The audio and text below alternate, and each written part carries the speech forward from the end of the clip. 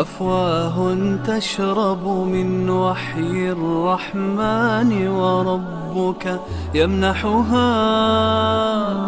يمنحها شهدا وحفاوى الحمد لله فتزيد والصلاة ورودا والسلام على رسول الله وتلاوى. وآله وصحبه ومن والاه، وبعد.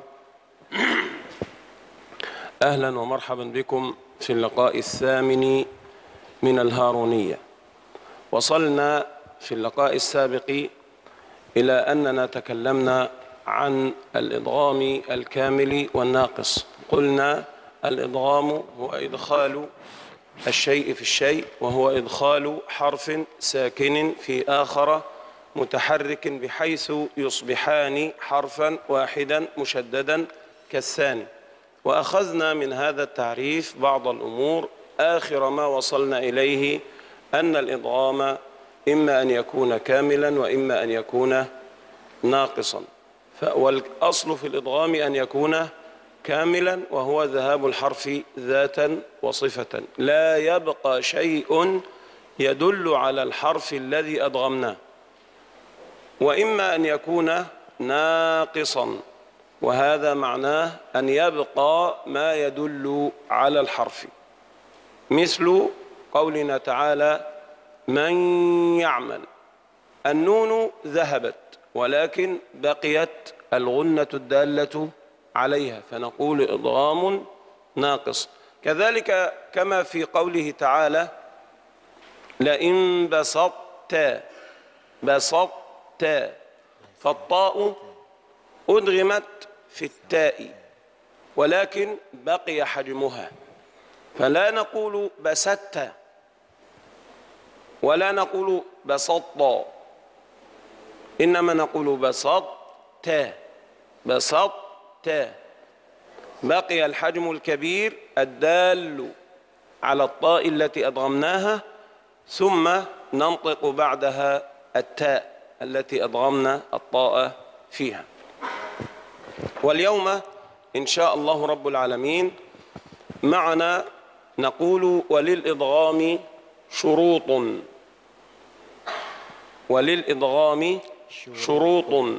أولا، المتحكم في الإدغام هو الرواية، يعني نريد أن نفهم هذا جيدا. المتحكم في الإدغام الرواية. ما معنى هذا الكلام؟ يعني لا بد أن تصح الرواية في هذه الكلمة أو في هذا الموطن أن فيه إدغاما، وإذا صحت بأنه لا إدغام فيه لا ندغم. فمثلا نضرب مثالا، نقول ياسين والقرآن، هذه نون ساكنة وبعدها واو. في كل القرآن ماذا نفعل في النون التي بعدها واو؟ النون الساكنة التي بعدها واو ما حكمها؟ إدغام. هنا نقول ياسين والقرآن. لما؟ ما الذي حدث؟ نقول صحت الرواية هنا بالإظهار. إذن المتحكم الأول والنهائي في الإدغام هو الرواية. ولكن كل هذه الشروط والأسباب هذا من باب التفهيم. لماذا هذه الرواية أدغمت هنا؟ هذا مفهوم؟ تفضل. Bismillahirrahmanirrahim. Hamdan syukran lillah, wassalatu wassalamu ala Rasulillah sallallahu alaihi wasallam wa ala alihi wa sahbihi wa man tabi'ahum bi ihsanin ila yaumil. Amma ba'du. Pertemuan yang ke-8 dari penjelasan kitab Tajwid Haruniyah. Pada pertemuan sebelumnya kita sudah membahas tentang idgham. Bahwasanya definisi idgham adalah memasukkan satu huruf sukun ke dalam huruf di depannya yang berharakat sehingga menjadi satu huruf yang bertasydid, ya, katsani, seperti huruf yang berikutnya. Dan kita juga pada sebelumnya sudah kita jelaskan bahwasanya idgham itu terbagi dua, ada idgham shaghir dan ada idgham kabir. Idgham shaghir adalah ketika mudgham ataupun huruf yang sukun itu sukun, huruf yang diidghamkan itu sukun, sehingga Idgham kamil. Ada dua pembagian, mohon maaf. Yang Syekh sampaikan tadi, idgham kamil dan idgham naqis. Idgham kamil adalah ketika huruf mudgham, huruf yang didghamkan itu berubah sempurna menjadi huruf yang kedua. Artinya tidak ada tersisa sedikit pun dari huruf yang diidghamkan. Contohnya seperti pada mirra ataupun milla, hilang nun secara seutuhnya. Ini idgham kamil, dan idgham kamil ini adalah asli, dasarnya. Kemudian idgham naqis adalah idgham yang mudgham hanya hilang juga tapi masih tersisa. Nunnya masih tersisa, huruf awalnya itu masih ada sedikit, ya, sehingga disebut dengan naqis. Contohnya man ya'mal, ya, masuk ke ya tapi nunnya masih tersisa dengungnya. Kemudian contoh lain yang belum disebutkan tadi adalah basau ta. Basau, ketika kita bilang saub masih tersisa dari ta, enggak jadi basatta atau basatta. Ya, tapi basau ketika sukun dia ta tapi sukun, kemudian kita sebutkan ta. Ta diidghamkan ke dalam ta tapi huruf ta-nya masih ada sedikit, sehingga ini disebut dengan idgham naqis. Kemudian beliau menjelaskan, ini ada sebuah judul, yaitu syarat-syarat kenapa huruf itu diidghamkan kepada huruf di depannya. Akan tetapi sebelum menjelaskan syarat ini, beliau menjelaskan yang menjadi penentu dalam idgham ataupun tidak adalah riwayat. Kalau dikatakan oleh riwayat itu idgham, maka dia idgham. Kalau enggak, maka dia enggak. Ini dasarnya seperti itu. Misalnya pada surat Yasin, Yasin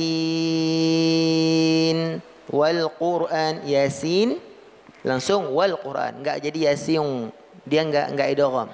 Seharusnya kan ketika nun sukun ketemu waw hukumnya idgham, tapi ketika di sini, ya, ketika disambung bacaannya tidak idgham. Kenapa? Riwayatnya seperti itu. Jadi yang menentukan pertama sekali dia idgham atau tidak riwayat. Nah, kenapa juga kita akan membahas syarat-syarat satu huruf bisa menjadi idgham? Itu adalah untuk memaham, supaya kita lebih paham saja kenapa riwayat ini mengidghamkannya. Fadhal. اليوم وصلنا إلى شروط الإدغام، ما الذي يجب توفره في الكلمة التي صحت الرواية بإدغامها. أول هذه الشروط أن يكون المدغم والمدغم فيه من كلمتين، يعني الحرفان الذي سيحدث بينهما الإدغام يدخل الأول في الثاني لا بد أن يكون من كلمتين، كما في قوله تعالى إن يشأ، نقول إن يشأ، إن كلمة، يشأ كلمة. هذا الشرط الأول. لو حدث غيره، لو جاء حرف الإدغام والنون مثلا في كلمة واحدة كما في كلمة دنيا، دنيا، لماذا لم ندغم؟ أولا صحت الرواية بهذا، ولكن السؤال لماذا لم تدغم الرواية هذه الكلمة؟ قالوا لأن النون والياء في كلمة واحدة، فنقول دنيا مع أنها نون ساكنة بعدها ياء. لماذا؟ لو سألنا أحد لماذا لم ندغم في دنيا، نقول لأنهما من كلمة واحدة، وشرط الإدغام أن يكون من كلمتين. هذا مفهوم؟ نعم، تفضل. Syarat idgham yang pertama adalah bahwasanya antara huruf yang diidghamkan dengan huruf yang di depannya itu harus terletak pada dua kata yang berbeda. Ya. Jadi kalau satu kata maka tidak terjadi idgham. Kenapa? Alasan pertamanya karena memang riwayat yang kita baca seperti itu. Ini alasan pertamanya. Nah, cuma pertanyaannya lagi, kenapa riwayat yang kita baca itu tidak mengidghamkan? Jika terjadi dua kata, maka alasannya adalah karena dia terletak pada Kalau terletak pada satu kata maka dia tidak ada idgham. Jadi misalnya antara man ya man dengan yasha itu, man satu kata, yasha itu satu kata. Jadi harus letak pada dua kata. Sementara kalau terletak pada satu kata maka tidak terjadi idgham. Seperti misalnya dunya itu satu kata. Tidak boleh kita baca dunya karena terletak dalam satu kata. الشرط الثاني أن يلتقي المدغم والمدغم فيه خطا، يعني الحرف الأول المدغم مع الحرف الثاني المدغم فيه يلتقيان خطا، يعني لا يكون هناك فاصل بينهما في الكتابة. مثال أنا نذير، أنا نذير حينما نكتب نون بعدها ألف، ثم نكتب نذير، نون كلمة نذير، فهذه النون التي في كلمة أنا والنون التي في كلمة نذير هل التقيا خطا أم فصل بينهما حرف مكتوب؟ فصل بينهما الألف، مع أننا في النطق ننطق نونا بعدها نون، نقول أنا نذير، ننذير، ننذير، لا نقول أنا نذير، نقول أنا نذير، ننذير، ننذير، نونان التقيا لفظا ولكن لم يلتقيا خطا، الخط فصل بينهما لا يدغمان. لو حدث العكس يدغمان. كيف؟ في رواية السوسي مثلا في قوله تعالى إنه هو التواو مثلا، نقول إنه هذه هاء وننطق بعدها واوا، نقول إنه هذه واو. هل نكتبها في العربية؟ نكتب هذه الواو أو لا نكتبها؟ لا نكتبها، نكتب همز نون هاء إنه، ولكن ننطق واوا مادية إنه هكذا، وتأتي الكلمة بعدها هو. فهنا التقى الهاءان خطا.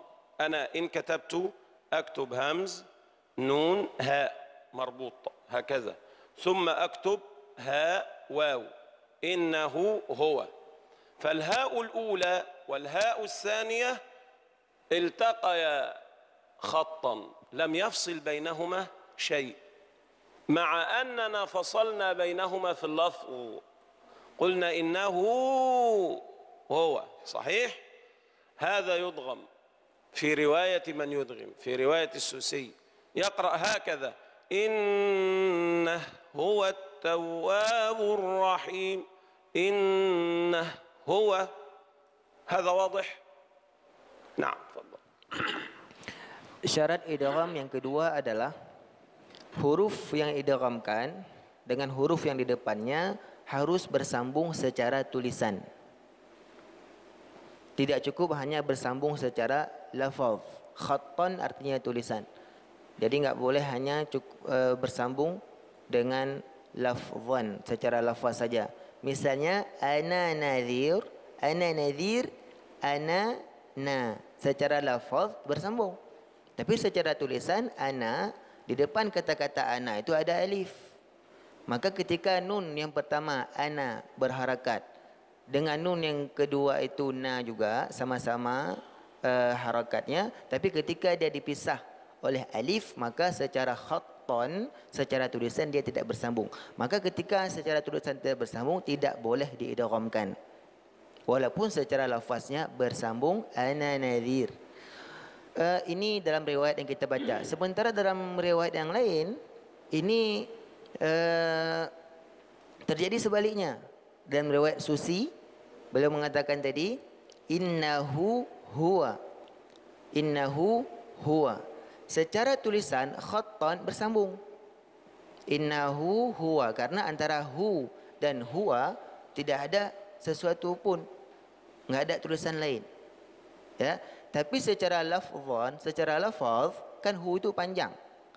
Menjadi maksulah dia kan bertambah, dia ada waw situ kan. Secara lafaz ada waw.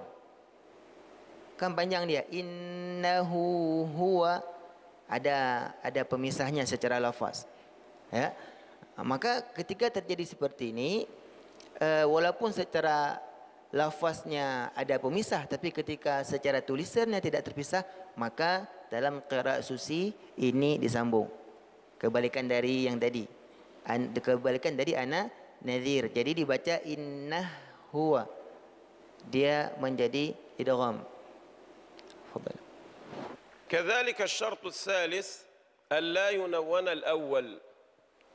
ما معنى هذا؟ كلمة سميع آخر حرف فيها، سميع آخر حرف عين، عليم أول حرف عين، سميع عليم. التقى العينان صحيح، هذه العين الأولى وهذه العين الثانية. لماذا لم ندغم؟ لماذا لم نقل سميع عليم؟ لماذا؟ لأن الأول منون، سميع سميع.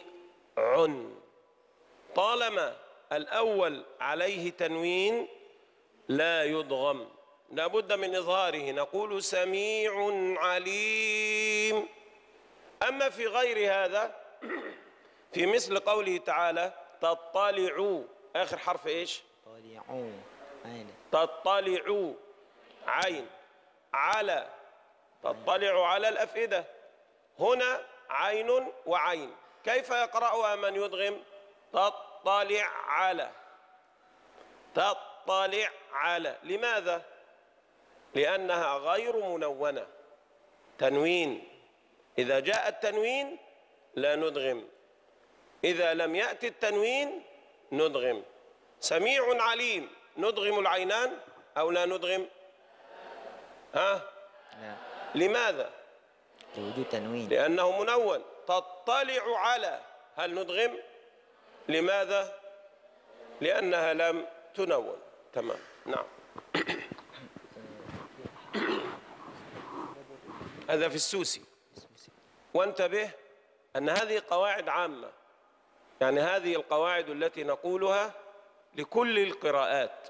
لذلك دائما نذكر لك، نقول وفي رواية كذا. هذا ليس تشتيتا لك، هذا تفتيح لمداركك.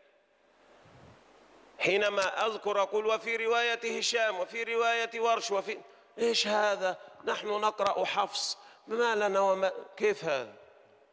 إلى متى؟ لا تريد أن تسمع أسماء الروايات الأخرى فقط، ولكن ليس تشتيتا بل تفتيحا للمدارك. هذا تفتيح للمدارك. ولكن في النهاية أقول لك عند حفص. مفهوم؟ نعم. Ya, syarat yang ketiga, huruf yang diidghamkan itu adalah tidak boleh bertanwin. Ya, kalau bertanwin maka dia tidak menjadi idgham. Seperti sami'un alim, sama-sama ain, un, satu kata dia bertanwin. Di depannya di kata berikutnya alim, sama-sama ain, tapi tidak boleh diidghamkan. Kenapa? Karena ain yang pertama itu bertanwin. Ya. Sementara pada contoh yang lain, tattali'u ala, u, a, sama-sama ain dan terletak pada dua kata yang berbeda dan tidak ada tanwin. Maka pada riwayat yang mengidghamkannya, maka dia menjadi idgham. Ya. Tattali'u ala, tattali' ala, gitu ya.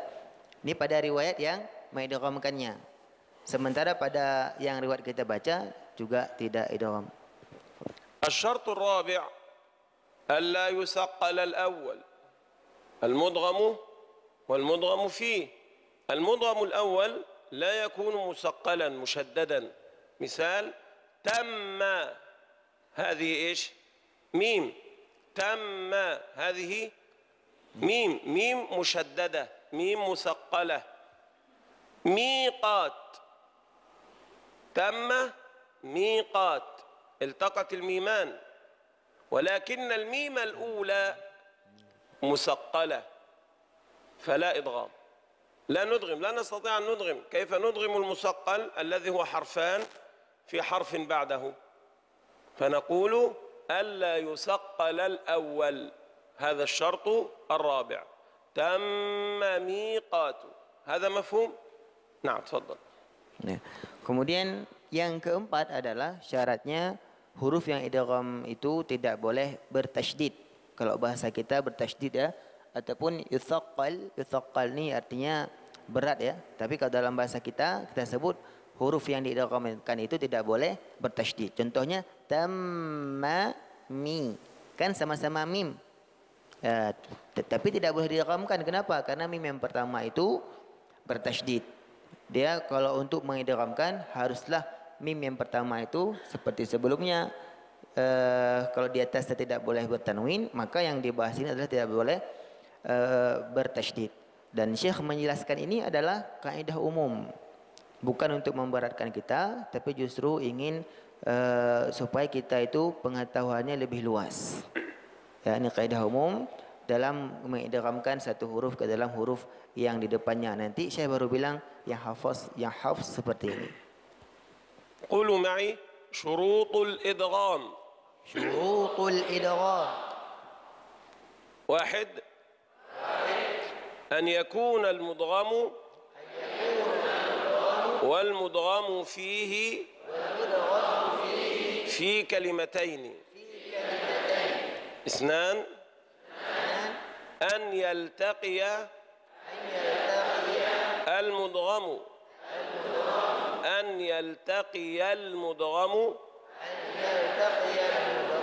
والمدغم فيه خطا. 3. ألا ينون الأول. 4. ألا يثقل الأول. هذه شروط الإدغام. خلاص، أنا نطقت معكم الشروط حتى تحفظوها وتتمرنوا على نطقها. عندنا عنوان آخر اسمه موانع الإدغام. موانع الإدغام يعني هل هناك شيء يحدث في الكلمة يجعلنا لا ندغم؟ نعم، أوله السكت. تعرفون السكت؟ من يعرف السكت؟ ما معنى السكت؟ قل.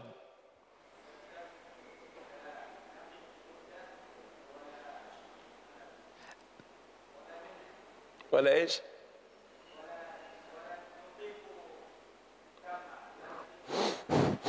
تقصد هذا؟ ولا نتنفس. نقول السكت هو الوقف دون تنفس. هذا اسمه تنفس. حينما نقف للسكت لا نأخذ نفسا، نقف ولا نتنفس مدة تكون أقل بقليل من مدة الوقف. أنا حينما أقرأ أقف، الحمد لله رب العالمين، أقف زمن، هذا اسمه وقف. حينما أسكت يكون الزمن أقل. كلا بل رانا، لا أقول كلا بل ران على، هذا طويل، إنما يكون الزمن قصيرا. نعم. Ya, pembahasan selanjutnya adalah mawani'ul idgham. yaitu hal-hal yang menghalangi dari idgham. Yang pertama sekali adalah as-sakt, yaitu saktah. Ya, saktah adalah berhenti sejenak tanpa mengambil nafas. Ya, tanafus kata Syekh tadi adalah, ya kalau bahasa kita mengambil nafas. Cuman berhentinya itu mudahnya ataupun waktu berhentinya itu tidak selama kita berhenti ketika kita waqaf. Ya, misalnya ketika kita membaca Al-Quran, Alhamdulillahi Rabbil Alamin, kita berhenti, Ar-Rahmanir Rahim, ini sebuah mudah tertentu yang agak panjang. Tapi ketika kita membaca saktah, Kalla bal rana bal rana bal rana, enggak terlalu lama. Enggak boleh kalau kita baca bal rana, tidak boleh. Walaupun tidak mengambil nafas, tapi kalau terlalu lama berhentinya tidak boleh. ولحفص 4 سكتات من طريق الشاطبية، 4 سكتات في أول الكهف عوجا قيما، وفي سورة ياسين مرقدنا هذا، وفي سورة القيامة من راق، وفي سورة المطففين بل رانا. من هذه ال4 2 فيهما الإدغام، لولا السكت كيف نقول في سورة القيامة وقيل من راق؟ كيف؟ قيل من راق، ليس من يا إلدي، ليس من، مر، ندغم. إذا لم نسكت ندغم، وقيل من راق، وقيل من راق، كلا برانا، بر لا يوجد لام، برانا. هذا هو الإدغام، وهذا الذي يفعله غير حفص. يعني غير حفص يقرأ هكذا وقيل من راق. طب لماذا لم يدغم حفص؟ لأنه سكت. لماذا لم يدغم حفص؟ وقيل من راق، خلاص صحيح. كلا بل ران، هذا مفهوم. يبقى السكت يمنع الإدغام. كذلك عندنا موطن مالية هلك عني سلطانية. لما لم نذكر هذا في مواطن السكت؟ لأنها هذه الكلمة الكلام فيها حول الإدغام والإظهار، ليس المقصود السكت بعينه. حفص في هذه السكتات ال4 سكت من أجل المعاني، خاف أن يصل القارئ فيقول الحمد لله الذي أنزل على عبده الكتاب ولم يجعل له عوجا قيما، عوجا قيما، فخاف من هذا فسكت حتى يفصل بين المعنيين. مرقدنا هذا ما وعد، خشي أن يقول أحدهم مرقدنا هذا، يعني يصف مرقده. وقيل مراق، المراق هو الذي يصنع المرق، يأتي باللحم يضعه في الماء يضع على النار، هذا اسمه مرق، اسمه مرق. فالمراق هو الذي يصنع هذا، خاف من هذا فقال من راق. كذلك في بران، بر وبر فيكونان هما بران، فخشي من الفهم هذا فقال بل ران. أما في ما أغنى عني مالية هلك عني سلطانية، أنت بتكتب ورايا ده كله؟ طيب. مالية أصلها مالي، مالي أصل الكلمة ما أغنى عني مالي، مالي الياء زي كتابي. طب إيش هذه الهاء؟ هذه اسمها هاء السكت. كما ذكرنا لكم عند يعقوب العالمين، فعند حفص أيضا مالية، هذه اسمها هاء سكت، اسمها اسمها. فمنهم من يظهرها، يقول لابد أن نظهر هذه الهاء. فكيف نظهر المتماثلين؟ حينما أقول مالية هلك، هذه هاء ولكن سكت، يعني ليست من أصل الكلمة، وهذه هاء هلك من الكلمة. فكيف نظهر المتماثلين؟ المتماثلان لا بد من إدغامهما للجميع، فكيف نظهر إن شئنا؟ لا يظهر، هذه قاعدة، لا يظهر المتماثلان إلا سكتا، لا يظهر المتماثلان إلا سكتا. لذلك في هذا الموطن نقول ما أغنى عني مالية هلك عني. ما اسم هذا الوجه؟ سكتة. الإظهار، اسمه هكذا، اسمه الإظهار. ما اسمه؟ إظهار. مالية هلك عني سلطانية، هذا اسمه الإظهار. ولا يكون الإظهار في المتماثلات إلا بالسكت. طيب، الوجه الثاني ما أغنى عني مالية هلك عني. ما اسمه؟ إدغام، وهذا من باب إدغام المتماثلين. هذا واضح؟ هذا لحفص الوجهان، لحفص الوجهان. يبقى حفص يقرأ هذه الآيات مالية هلك عني، ونقول إظهار المتماثلين مالية هلك عني، ونقول إدغام. هذا مفهوم؟ يبقى أول مانع من موانع الإدغام هو ارفعوا أصواتكم، هو السكت.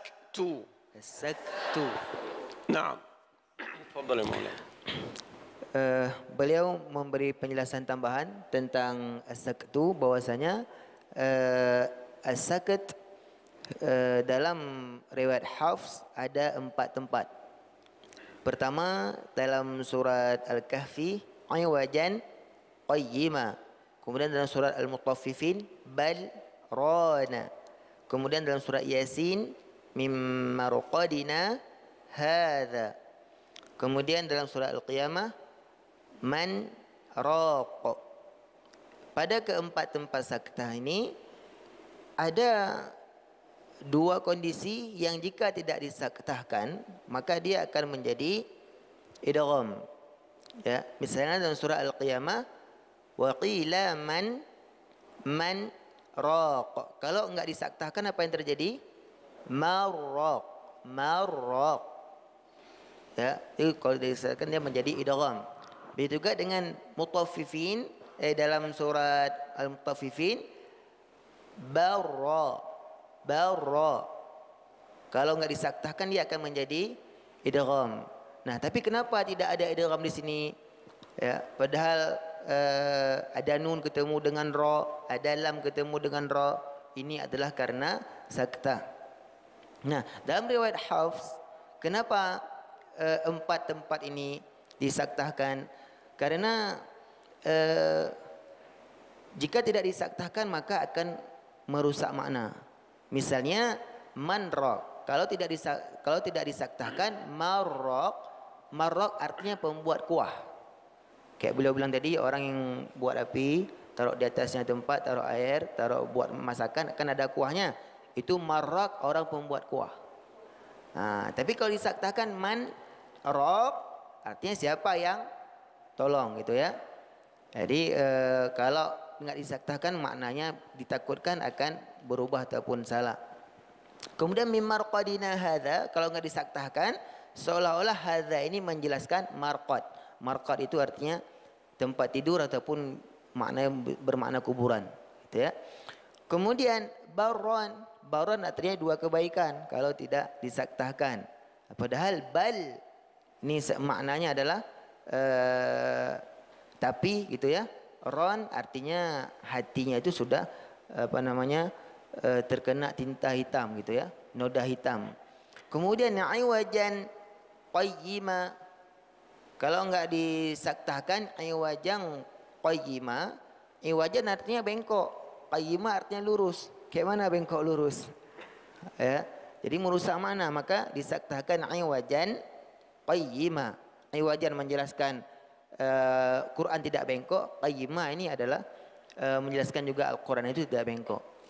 Sama-sama menjelaskan Al-Quran tapi dengan kata yang bertolak belakang, sehingga disaktahkan sehingga maknanya tetap menjadi benar. Nah, intinya adalah saktah itu akan menghalangi dari idgham. Kalau ada saktah maka tidak ada idgham.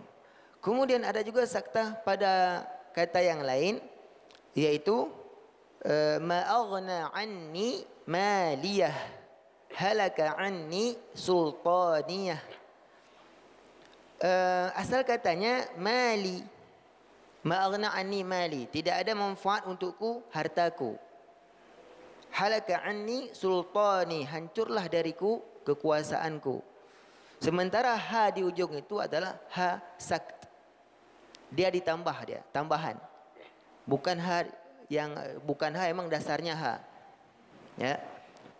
Maka bagaimana bacanya dalam riwayat kita, dalam hafz bagaimana bacanya?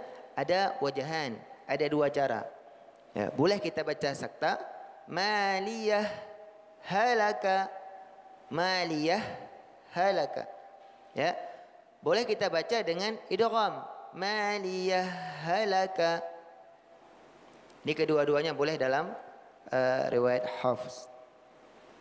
Fadhal.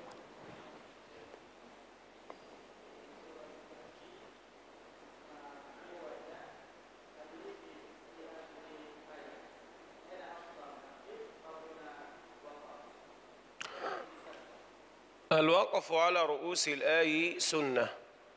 الوقف على رؤوس الآي سنة، ولكن في المقام ويجوز الوصل أيضا.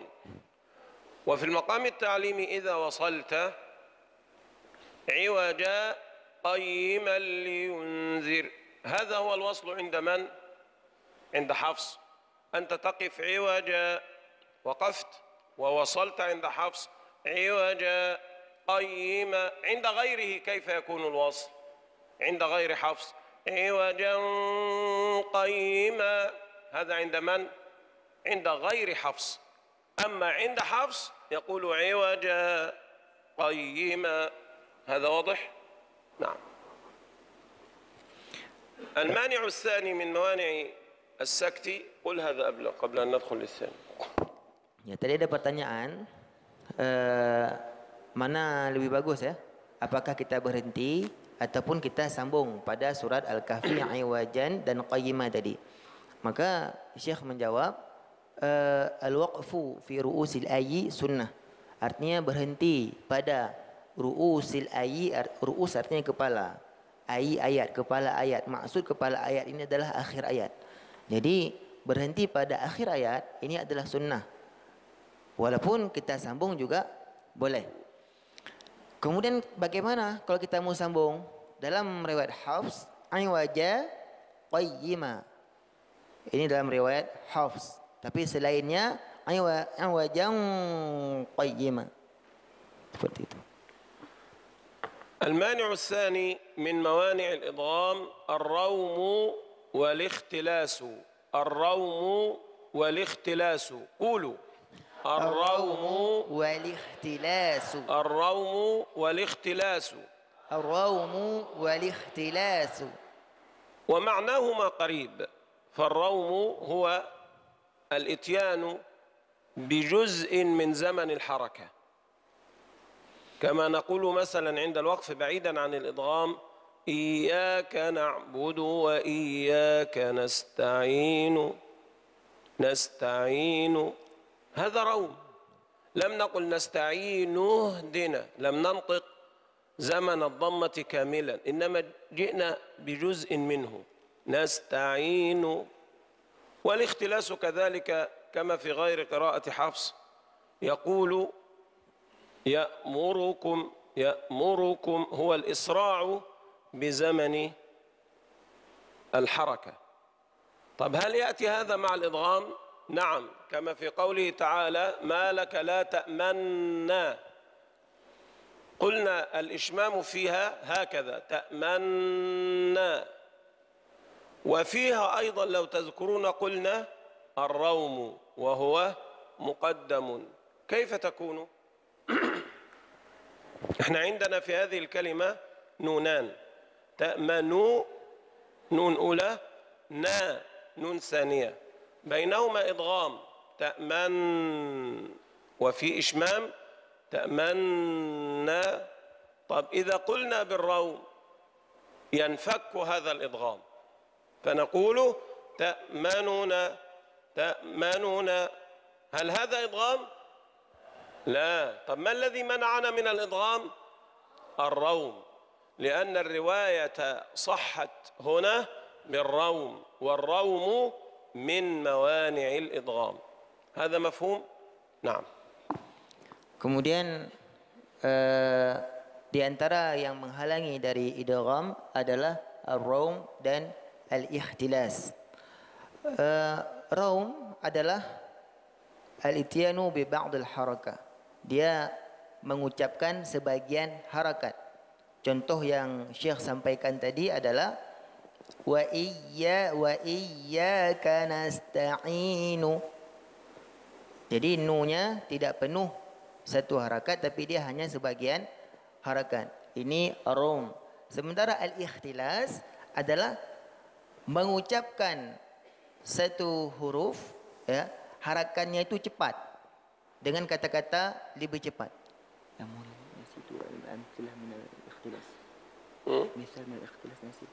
ليس عندنا اختلاس، وضربت مثالا يأمركم، قلت يأمركم ما يحدث. Ya'murukum dibaca secara cepat. Ya'murukum, cepat dia, lebih cepat daripada zaman satu harakat pada yang lain. Nah, kemudian ketika kita mengucapkan rom pada la ta'manna, itu ada dua cara bacanya. Pertama adalah ismam, seperti yang kita sampaikan kemarin, la ta'manna. Kalau ismam dia idgham, tapi ada isyarat dari mulut berupa isyarat dhamma. Nah, sementara pada raum dia hanya dibaca sedikit, la ta'manuna.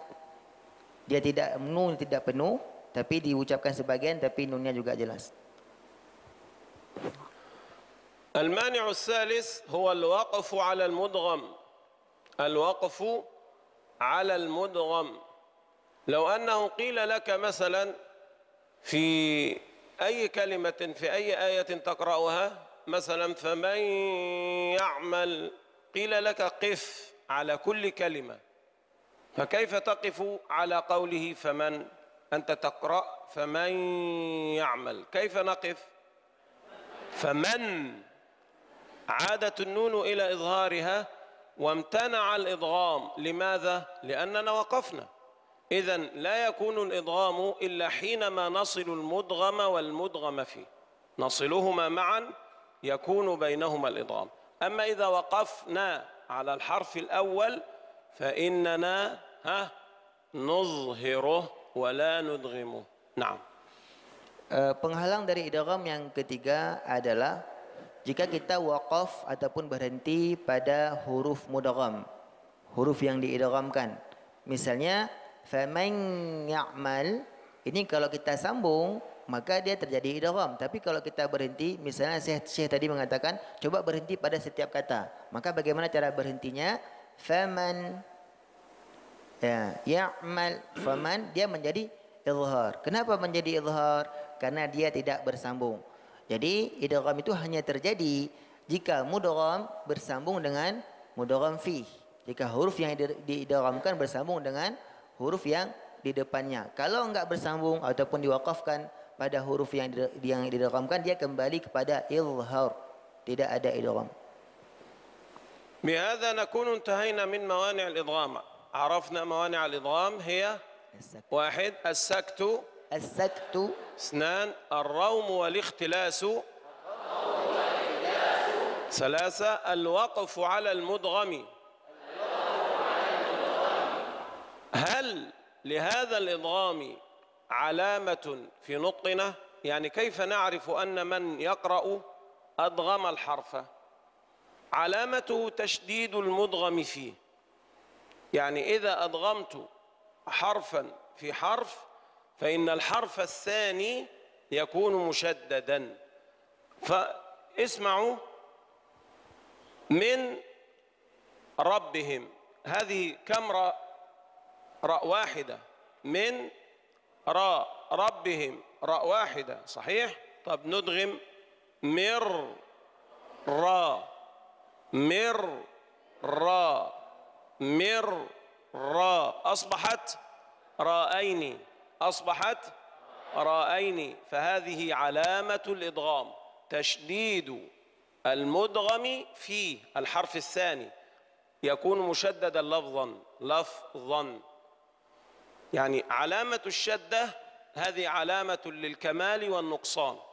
أما من حيث الأداء اللفظي فكله مشدد. بمعنى لو أننا نظرنا في مصاحفنا سنرى في قوله تعالى من ربهم على الراء المدغم فيه الحرف الثاني شدة. ولو نظرنا إلى قوله تعالى فمن يعمل لن نجد الشدة. هذه العلامة الخطية علامة على الكمال والنقصان. أما الإدغام نفسه فلا بد من تشديد الحرف على لساني. هنا أقول فمن يعمل مشدد، وهنا أقول من ربهم أيضا مشدد. لابد أن نميز ونفرق بين العلامة الخطية والعلامة اللفظية. تفضل. Ya.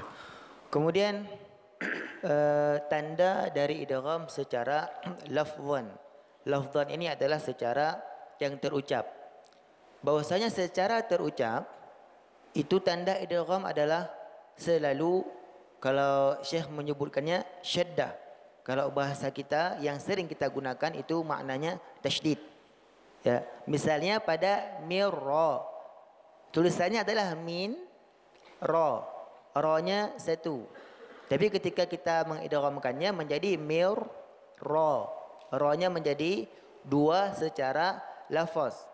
Lafaznya seperti itu. Secara terucap ra-nya berubah menjadi dua, sehingga secara lafaz dia bertasydid. Ya. Walaupun secara tertulis dia juga ada tasydid, tapi nanti ada idgham yang dia tidak ada tanda tasydid secara tulisan. Seperti man ya itu tidak ada tulisan. Tidak ada lambang tasydid, tulisan tasydid tidak ada. Nah, jadi secara tulisan lambang tasydid ada ataupun tidak itu hanya menunjukkan idgham kamil dan idgham naqis. Yang kamil ada lambang tasydid, yang naqis tidak ada lambang tasydid. Tapi kalau secara lafaz semuanya bertasydid. Termasuk man ya, itu ya-nya dari satu menjadi dua. Secara lafaz dia tetap bertasydid. خلاص. بهذا نكون انتهينا من الإدغام، الكلام حول الإظهار والإدغام.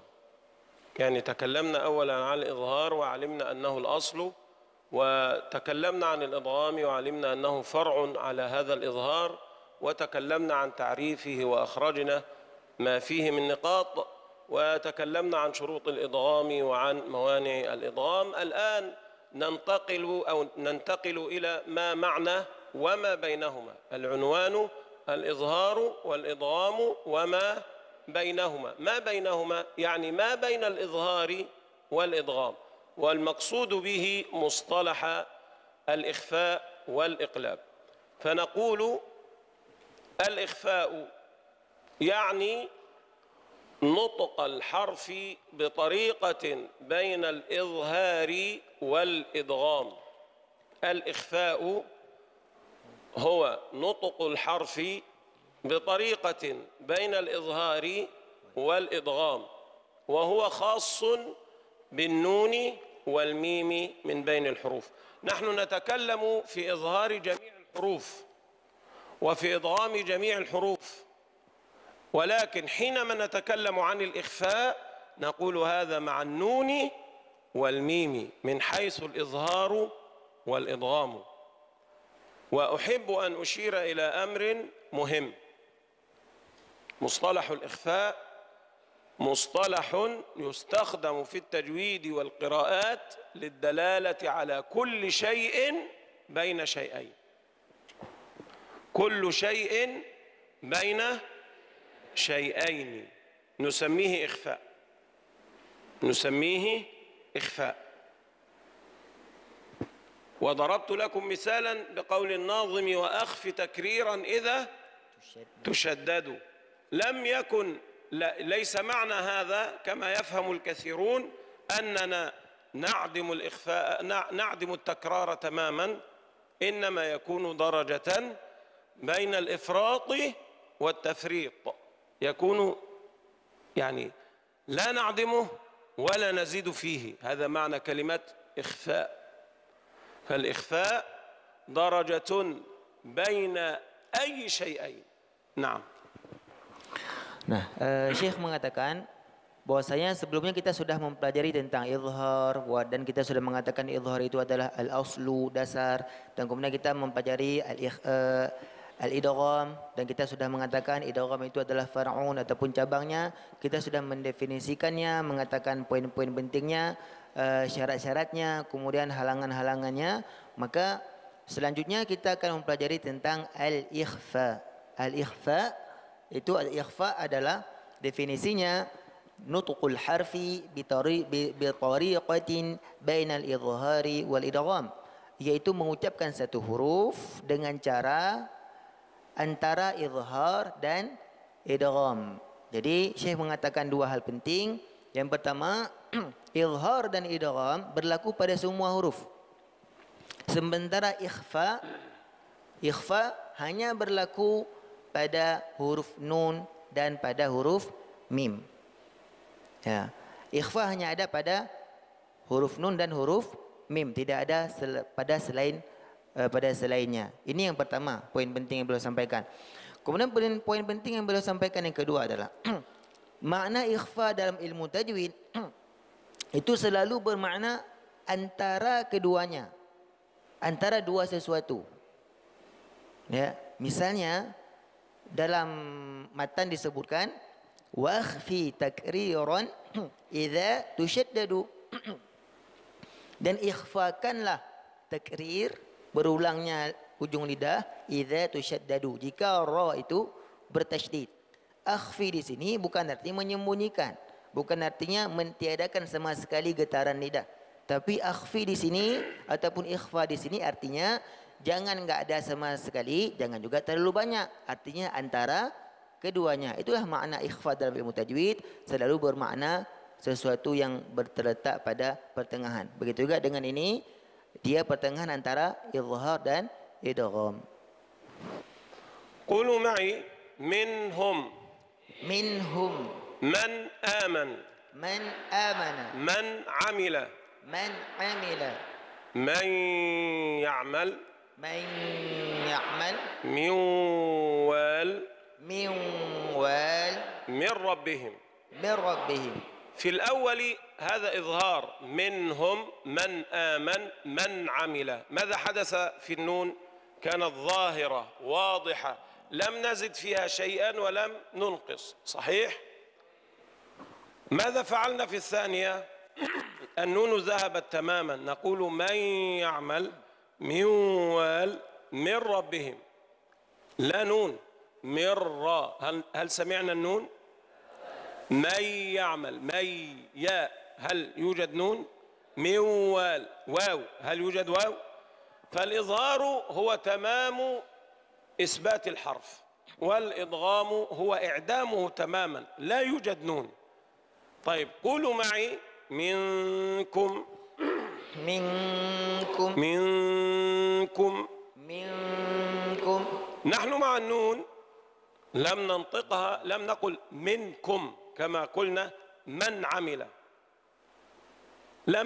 لم يلتصق لساننا في مخرجها، هي غنة فقط. ولكن هل شددنا الكاف لما قلنا منكم؟ هل شددناه؟ أنتم هل شددنا التاء؟ ينتظر هل شددنا التاء؟ لم نفعل هذا. إذن هذا ليس بإدغام، لأن علامة الإدغام قلنا ماذا؟ تشديد المدغم فيه، تشديد الثاني. طب نحن لم نشدد، وفي نفس التوقيت لم يلتصق لساننا باللسة التي تعلمناها مع النون. إذن لم نظهر ولم ندغم. إذن فما هذا؟ نقول هذا درجة في الوسط. طب ما اسمها؟ إخفاء. هذا واضح؟ تفضل.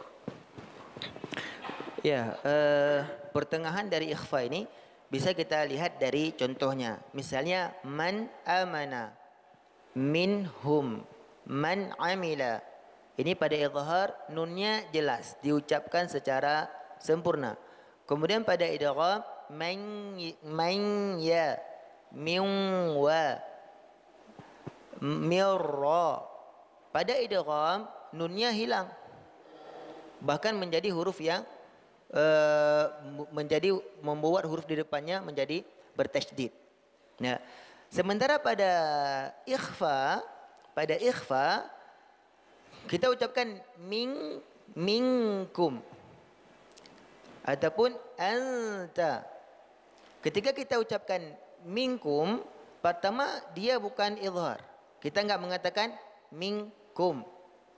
Kalau pendek dia izhar, tapi dia panjang minkum. Jadi minkum ini bukan izhar. Kemudian minkum ini juga bukan idgham. Karena idgham itu huruf kedua menjadi bertasydid. Sementara pada minkum, pada anta, huruf keduanya tidak bertasydid. Jadi ikhfa ini izhar bukan, idgham bukan. Jadi apa dia? Antara keduanya. كذلك مع الميم، فنحن نقول عليهم غير، صحيح؟ ها، عليهم غير. عليهم غير. هم فيها. هم فيها. ونقول لكم مثلا. لكم مثلا. لكم مثلا. ما هذا؟ إضغام. أضغمنا الميم الأولى في الميم الثانية. لكم مثلا، صحيح؟ أما في الأول فإنه إظهار. هم فيها، عليهم غير. طيب حينما تأتي الباء بعد الميم مع من يخفونها ماذا نفعل؟ نعم، لما قلنا لكم ما، لكم ما، ماذا حدث في الميم الثانية؟ شددناها. في قوله ذلكم بلاء،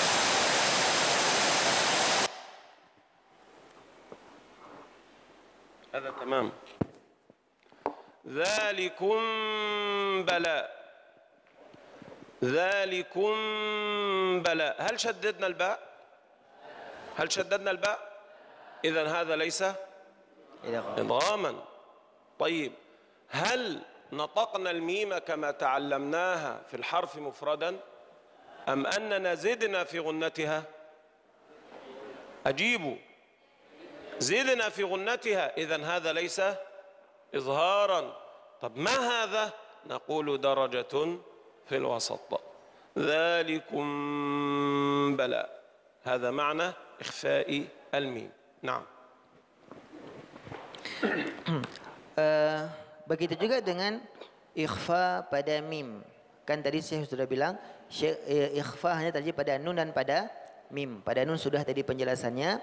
Sementara pada mim, pertama yang izhar, alaihim ghai. Him ghai. Dia izhar. Kemudian hum fiha. Hum fiha. Dia jelas izhar, mimnya jelas. Ya. Kemudian pada idgham lakum mathala kum mathala. Apa yang terjadi pada mim? Mim sukun ketemu dengan mim di depannya berharakat. Mim yang kedua menjadi bertasydid. Jadi pada idgham pada huruf mim, mim yang kedua itu menjadi bertasydid. Nah, sementara pada ikhfa, pada hukum mim sukun, ya, contohnya yang beliau sampaikan adalah dzalikum bala. Ketika kita mengucapkan itu sudah terjadi ikhfa. Kenapa? Pertama, dia bukan idgham. Kumba. Kenapa bukan idgham? Karena kalau idgham mimnya hilang menjadi ba bertasydid. Itu kalau idgham. Dan dia juga bukan izhar. Kenapa? Karena kalau izhar gunnahnya tidak panjang. Kumba. Izhar gunnahnya tidak panjang. Ini ziyadatul gunnah. Bertambahnya gunnah itu bukan izhar. Jadi ketika kita mengucapkan kumbala, itu sudah terjadi ikhfa, bukan idgham, bukan izhar, tapi antara keduanya. كذلك مما يدخل في مصطلح ما بينهما هو الإقلاب. حكم الإقلاب الخاص بمن؟ بالنون. النون فقط من الحروف التي يحدث فيها الإقلاب، وهذا هو الاسم المشهور، اسمه الإقلاب. أما الاسم الصحيح القلب، من قلب يقلب قلبا، وسمي القلب قلبا لتقلبه وتحوله. معنى القلب التحول، فالاسم المشهور الإقلاب، أما الاسم الصحيح القلب، وكلاهما بمعنى واحد، غير أن الصحيح لغة هو القلب، ولكن اشتهر هذا الحكم تحت اسم إقلاب، تحت اسم إقلاب. طب ما هو؟ هو أن أنطق النون الساكنة ميما مخفاة، فلا أنطق مع الإقلاب نونا أبدا. يعني نسمع بعض من يقرؤون في قوله تعالى أنبياء، نسمعهم يقولون أنبياء هذه نون صحيح. من بعد، نسمع هذا أم لا نسمع؟ إذن هذا إخفاء وليس بإقلاب. حينما تقول من بعد هذا إخفاء، ولكن الإقلاب أنني لا أسمع نونا أبدا، لساني لا يعمل مع الإقلاب، لأني أنطق ميما صافية من بعد. كيف؟ أنبياء ميم، لساني لا يرتفع. الذي يوقع من نسمع منهم هذا الإخفاء في هذا الخطأ هو أن لسانه يرتفع، فإذا ارتفع اللسان فإن الصوت يتبلور مع أول ما يعترضه. ما معنى هذا؟ الصوت يمشي من هنا هكذا، فوقف أمامه شيء وليكن هذا، ثم وقف أمامه شيء آخر، الصوت مع من؟ مع الأول، فاللسان أسبق من الشفتين، فحينما يرتفع اللسان يتحول الصوت إلى نون مخفاة من، حتى وإن كنت قد أطبقت شفتيك من، أيضا هذه نون. طب ماذا نفعل؟ لساننا لا يعمل أبدا مع الإقلاب. نعم.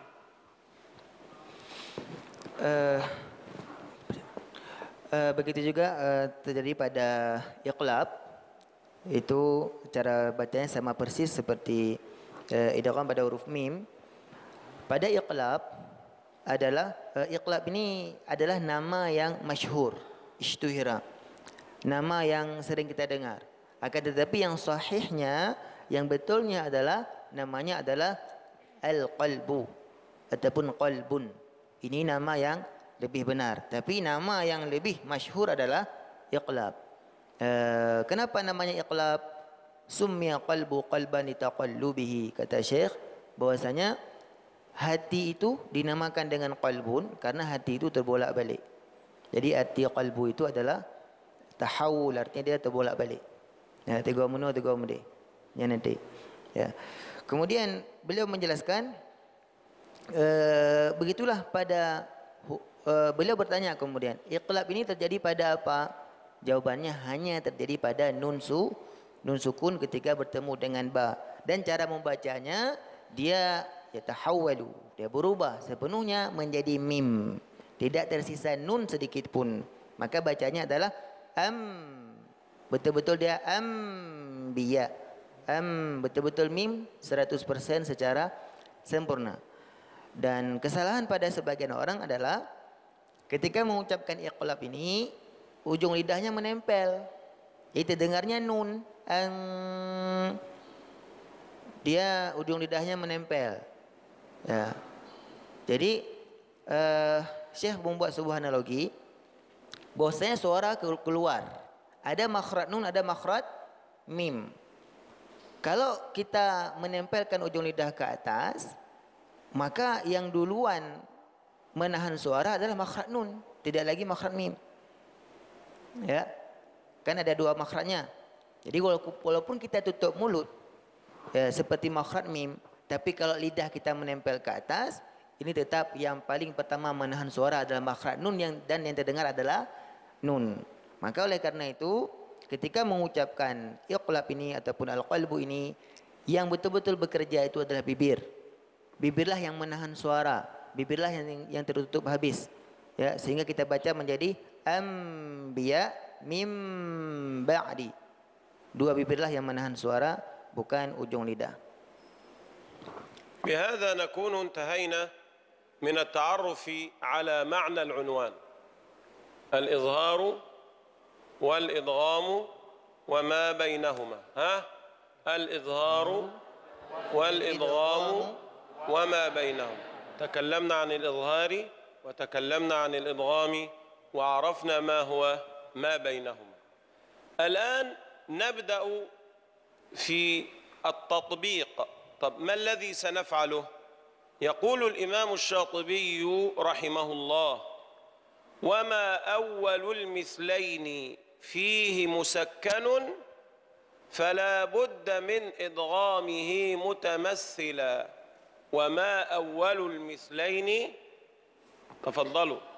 وما أول المثلين فيه مسكن فلا بد من إدغامه متمثلا. وما أول المثلين فيه مسكن فلا بد من إدغامه متمثلا. وما أول المثلين فيه مسكن فلا بد من إدغامه متمثلا. آخر واحدة تقرأوا. Yang paling ujung membaca. الثلاثة اللي في الآخر. Yang ketiga, paling ujung yang perempuan yang ketiga. Ya qara aja. Baca yang di atas.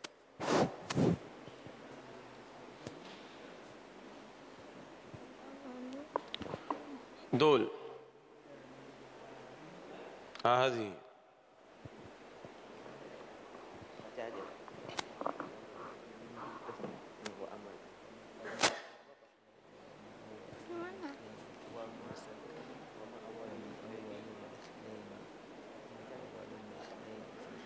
Wama wal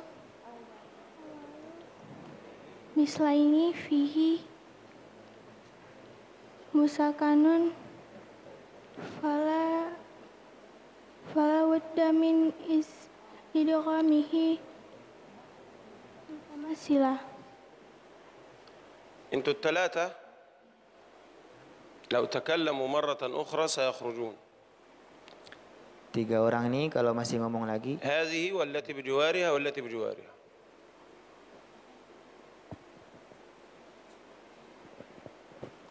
وما أول المثلين فيه مسكن فلا بد من إدغامه متمثلة. هذه قاعدة أصلها الإمام الشاطبي، وهذه القاعدة الأم في باب الإظهار والإدغام. هذا البيت يمثل القاعدة الأم في باب الإظهار والإدغام. هذا الكلام واضح؟ نعم تفضل. Syekh menjelaskan sebuah perkataan Imam Asy-Syatibi yang menjadi konsep al-um. Al-um ni adalah konsep induk ataupun konsep yang sangat penting dalam pembahasan izhar dan idgham. Bahwasanya Imam Asy-Syatibi berkata, "Wa ma awwalul mithlaini fihi musakkanun fala budda min idghamihi mutamathila." Artinya, dan tidak ada yang pertama dari kedua huruf yang sama dan di dalamnya ada sukun, maka harus diidghamkan dengan idgham mutamathila. هو يقول إذا جاء حرفان متماثلان فندغم الأول في الثاني، أن يكون الأول ساكنا وهو متماثل. يعني إيش متماثل؟ التماثل علاقة،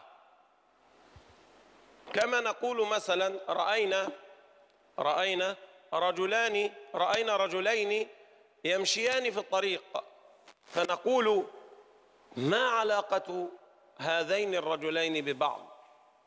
فنقول هما أخوان، يعني من أب واحد وأم واحدة.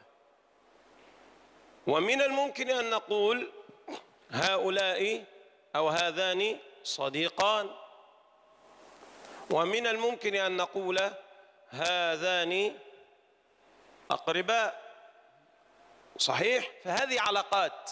يعني ما علاقتي بياسين تلميذي؟ هذه علاقة.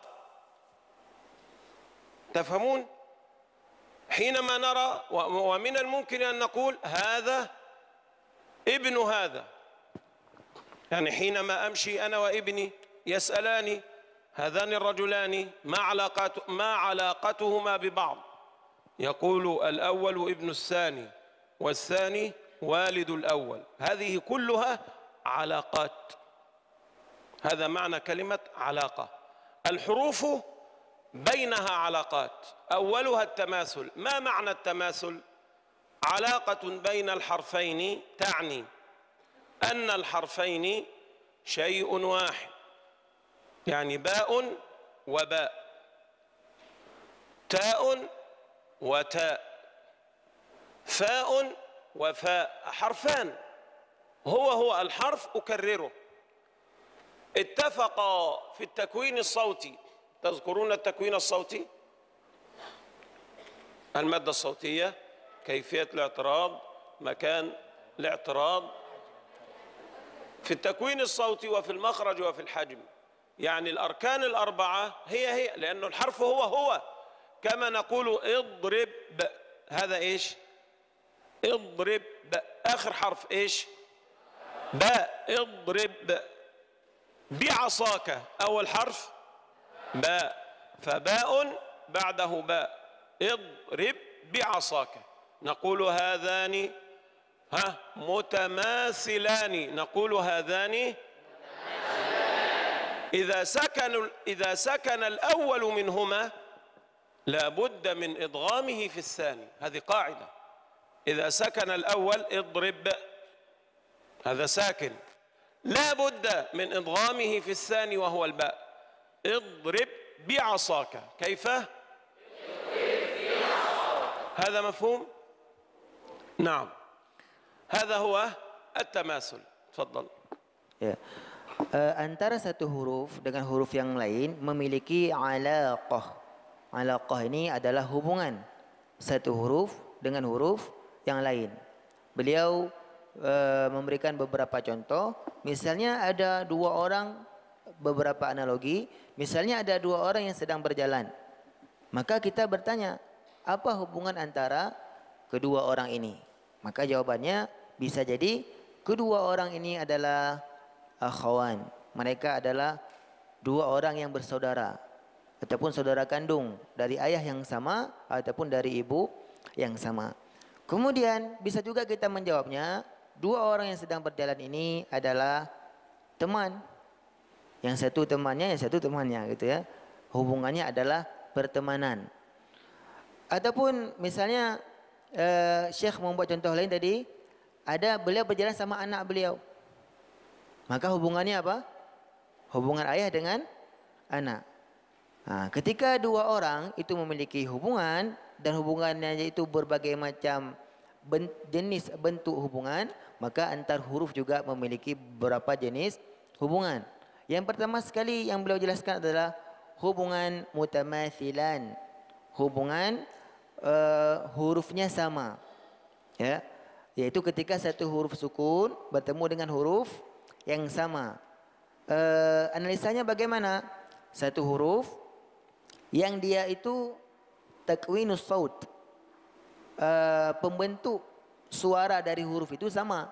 Ya, pembentuk suaranya itu adalah apakah dia jahrun ataupun hamsun gitu ya. Kemudian di mana, bagaimana dia tertahan, di mana dia tertahan. Kemudian ukurannya apakah dia tebal, apakah tipis. Nah, ketika semuanya ini sama berarti hurufnya sama. Nah, ketika dua huruf yang sama apapun hurufnya, ya, maka huruf itu bisa didharamkan kepada huruf yang setelahnya, dan hubungan antara huruf ini disebut dengan hubungan mutamathilan ataupun mutamathilaini. Kadzalika min al-alaqat at-tajanus. التجانس نقول هذان الحرفان متجانسان. ما معنى التجانس؟ التجانس يعني أن الحرفين متفقان في المخرج ومختلفان في التكوين الصوتي، التي نقول عنها متفقان في المخرج ومختلفان في الصفة، فنقول هذا تجانس. مثال: الدال مع التاء في قوله تعالى قد تبين. قد تبين عندنا قد، هذه ايش؟ دال. قد هذه دال. تبين. تبين. الدال والتاء والطاء لو تذكرون كانوا جميعا من مخرج واحد، ولكن التاء همس والدال جهر. هذه مادة صوتية مختلفة تماما عن هذه المادة، فنقول متفقان في المخرج ومختلفان في الصوت في الصفة، فما حكمهما؟ نقول تجانس. نقول قد تبين، ما حكمهما؟ يقولون إدغام متجانسين. إدغام متجانسين. أسأل سؤالا: الحرف الأول ساكن أم متحرك؟ وإذا كان الأول ساكنا يكون صغيرا أم كبيرا؟ فنقول إدغام متجانسين صغير. كذلك مثال التاء مع الطاء في قوله تعالى قالت طائفة. كيف؟ أنا لا أنطق التاء، أبدأ بالطاء مباشرة، أقول قالت طائفة. التاء والطاء والدال من مخرج واحد، ولكن التاء مهموسة والطاء مجهورة، فاختلف في الصوت في الصفة، فنقول هذا تجانس. الأول متحرك أم ساكن؟ ساكن، فيكون صغير. نقول إدغام متجانسين صغير. جميل. أو وهذا ما قال به صاحب كتاب نهاية القول المفيد في علم التجويد. قال: ولكنه صرح أنه لم يسبق إلى هذا المصطلح. يعني القدماء قبله كانوا يقولون التجانس هو أن يتفق الحرفان مخرجا ويختلفان صفة، خلاص. هو يقول: وكذلك إذا اتفقا صفة واختلفا مخرجا. يعني وجدنا النون والميم، لو تذكرون في وصف النون والميم تجدون الأركان الثلاثة الأولى واحدة. من يصف النون؟ Siapa yang mau mensifatkan nun? من يصف النون؟ Dia Maulana. صفي.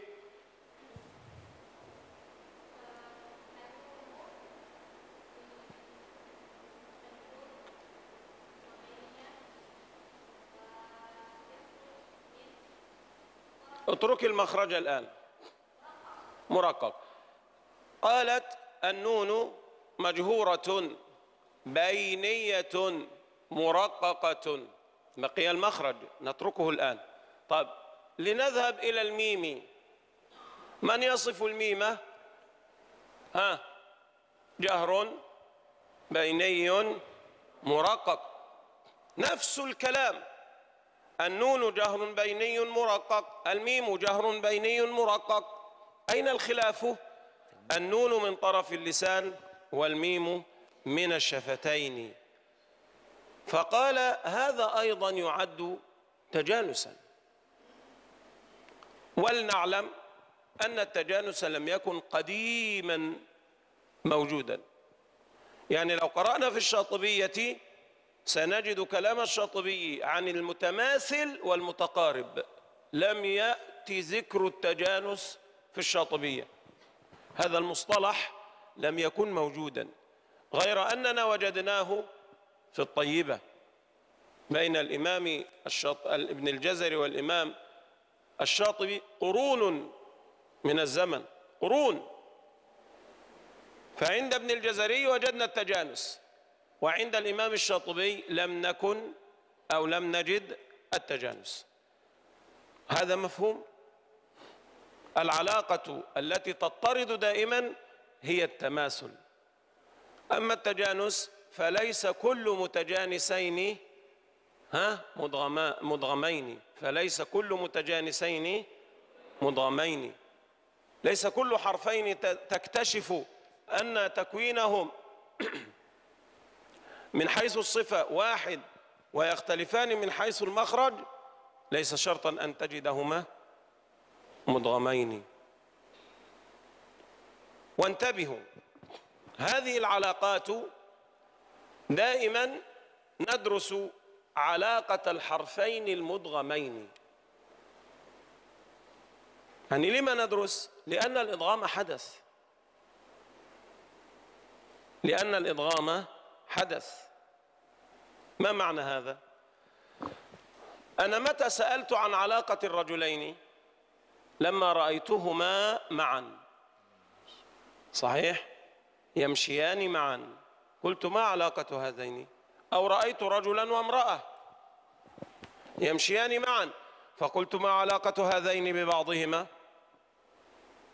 صحيح؟ قال هذان زوجان، خلاص. لما سألت؟ لأني رأيتهما معا. طب لو أن الرجل مر وحده وبعد مدة جاءت المرأة ومرت وحدها، هل أسأل أنا وأقول ما علاقة الرجل الذي مر منذ ساعة بهذه المرأة التي تمر الآن؟ هل أسأل هذا؟ لا نسأل. فلذلك وكذلك في التجويد، متى نسأل؟ إذا حدث الإدغام. إذا جاءتنا الرواية وقالوا ادغم هنا، نقول لماذا؟ ليس اعتراضا بل من باب الفهم. لماذا أضغمتم هنا؟ نقول هذا متماثلين، هذا متجانسين، هذا متقاربان. هذا مفهوم. فقديما عند الإمام الشاطبي كان الحرفان المدغمان إما أن يكونا متماثلين أو متقاربين فقط. عند ابن الجزري بدأ العلماء يقولوا لا، إما أن يكون متماثلين أو متجانسين أو متقاربين. هذا مفهوم؟ فهذا معنى التجانس. نقول التجانس أن يتفق الحرفان مخرجا لا صفة. قولوا التجانس أن يتفق الحرفان مخرجا لا صفة أو صفة لا مخرجا. يبقى التجانس حالتان: مخرجا لا صفة أو صفة لا مخرجا. هذا مفهوم؟ تفضل.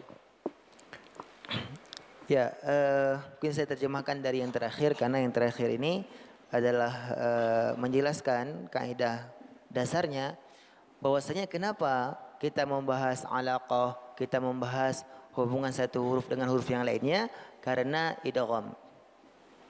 Karena mereka sudah terjadi idgham. Misalnya yang beliau gambarkan adalah misalnya ada dua orang laki-laki yang lewat. Maka kita tanya apa hubungan keduanya.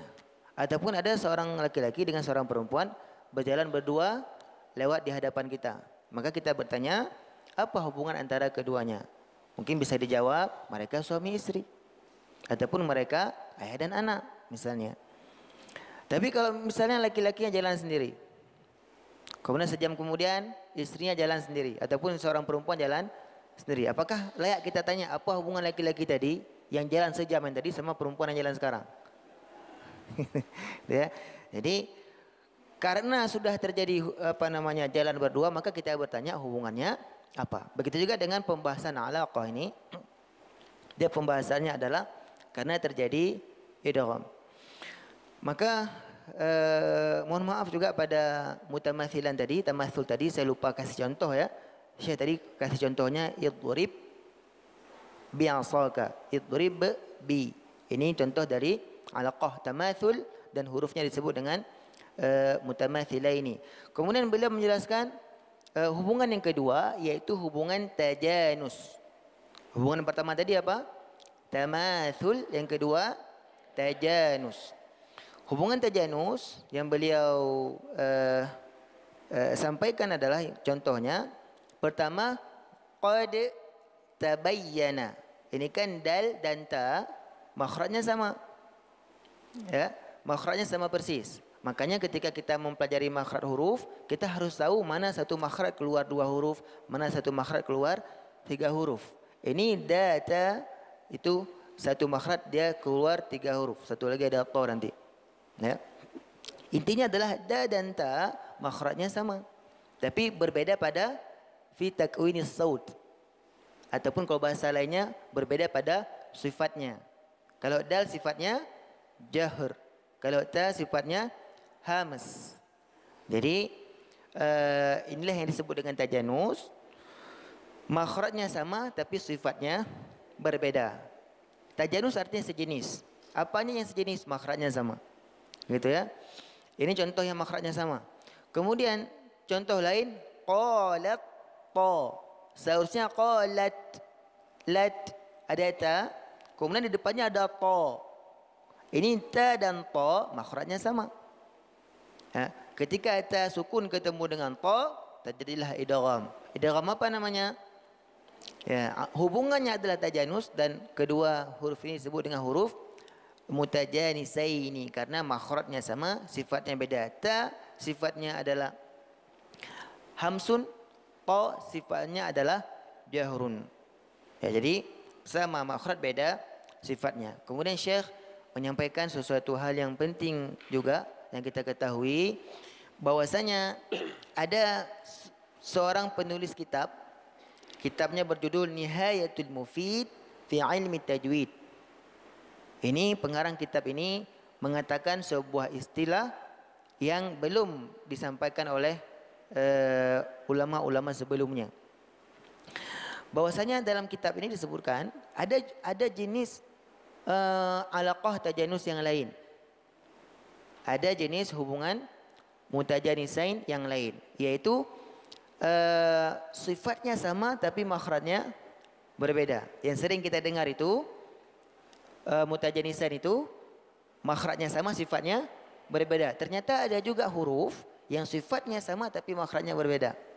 Yaitu antara huruf nun dan huruf min. Ya, keduanya sama-sama sifatnya. Pertama apa sifatnya? Jahar atau hamaz? Pertama jahrun, nun dan mim kedua-duanya jahrun. Kemudian syiddah atau rakhawah atau bainiyah? Kedua-duanya bainiyah, masuk ke dalam lin Umar. Kemudian yang ketiga muraqqaq. Nun muraqqaq dan mim juga sama-sama tipis. Jadi sifatnya sama. Apa yang membedakan keduanya? Hanya makhraj.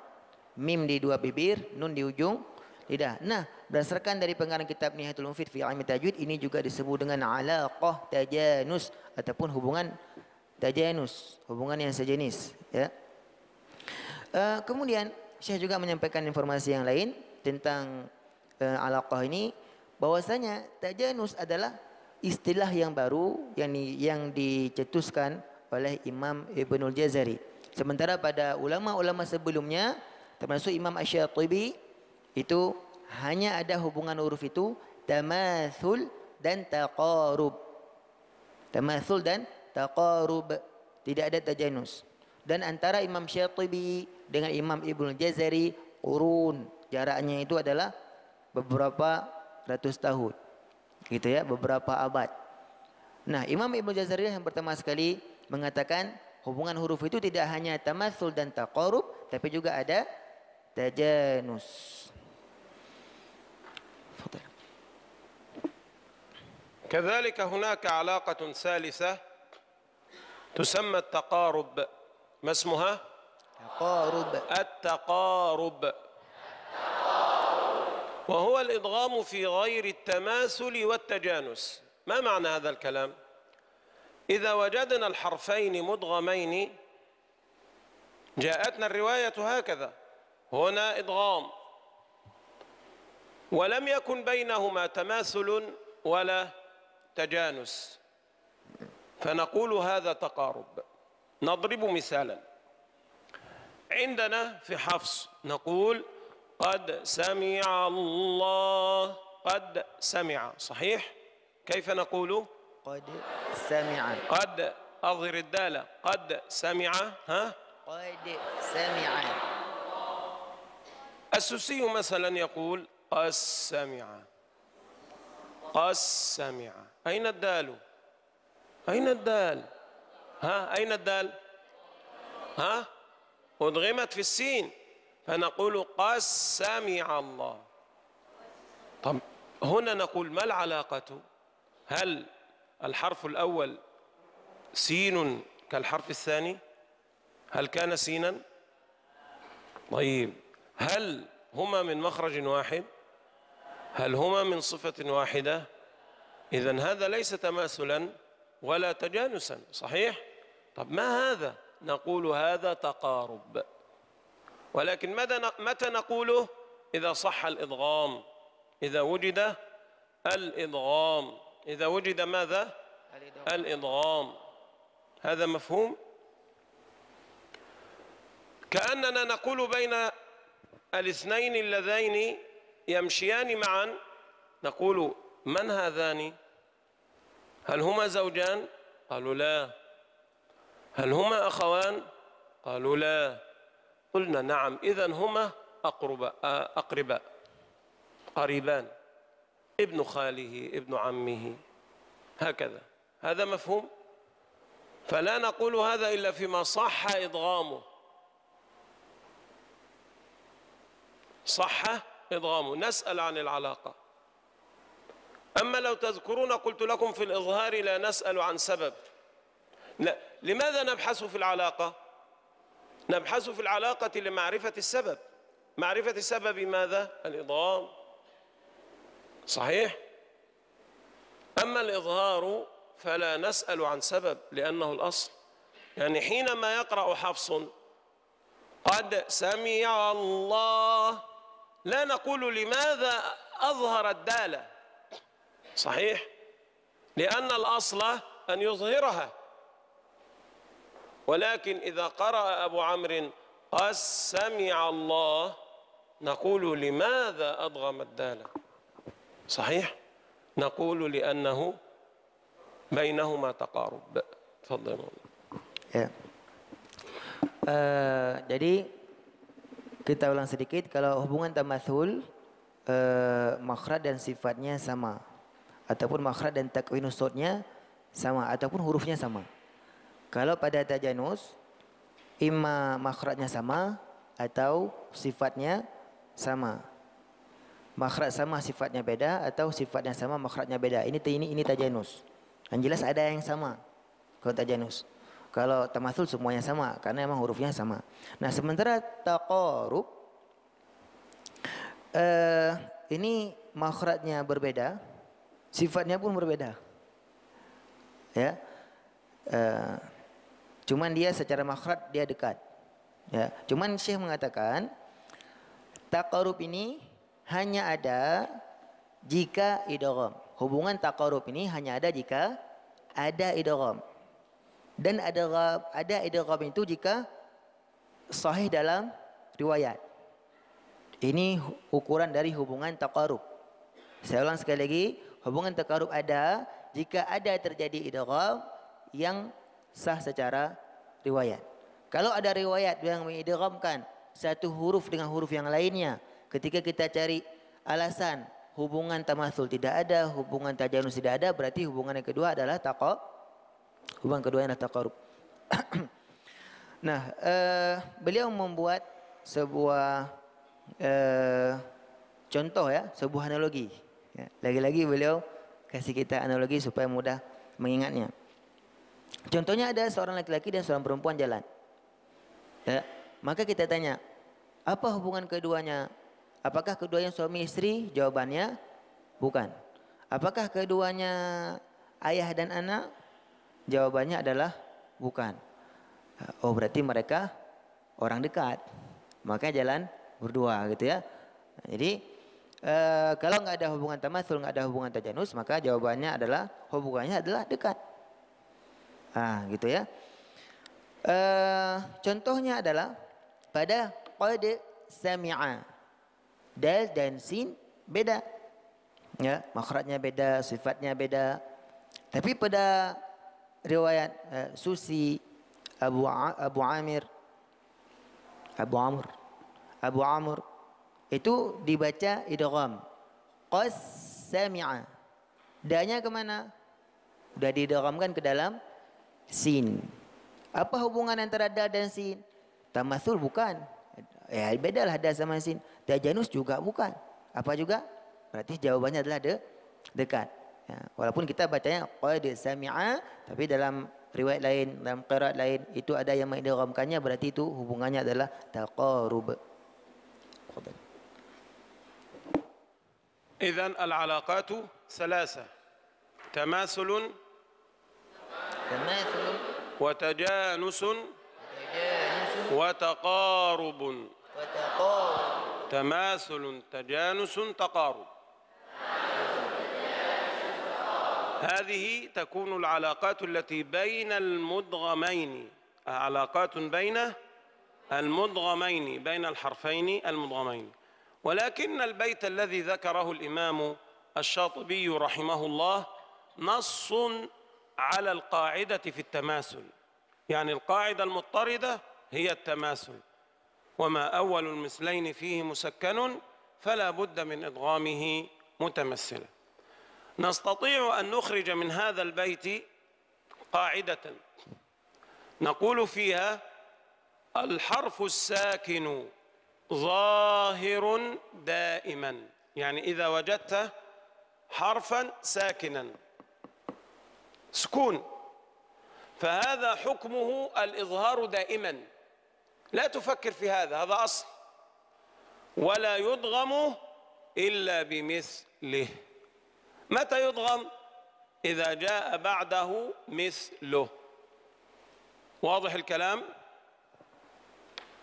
الحرف الساكن ظاهر دائما حكمه الإظهار، ولا يضغم إلا بمثله.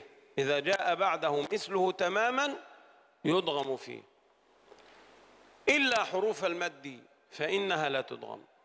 حروف المد الواو التي قبلها الضم، الساكنة التي قبلها ضم، والياء الساكنة التي قبلها كسر، والألف، هذه حروف المد الثلاثة لا تضغم.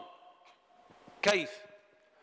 إلا الذين آمنوا، هذه واو مد صحيح، وعملوا، هل ندغم؟ نقول آمنوا وعملوا، لا ندغم. آمنوا وعملوا، كيف؟ آمنوا وعملوا، لا ندغم. هذا مفهوم؟ فهذه القاعدة على كل الحروف عدا حروف المد. هذا مفهوم؟ جيد. نقول قولها معي: الحرف الساكن ظاهر دائما ولا يضغم إلا بمثله، إلا حروف المد فإنها لا تضغم. كرروها: الحرف الساكن ظاهر دائما ولا يضغم إلا بمثله، إلا حروف المد فإنها لا تضغم. الحرف الساكن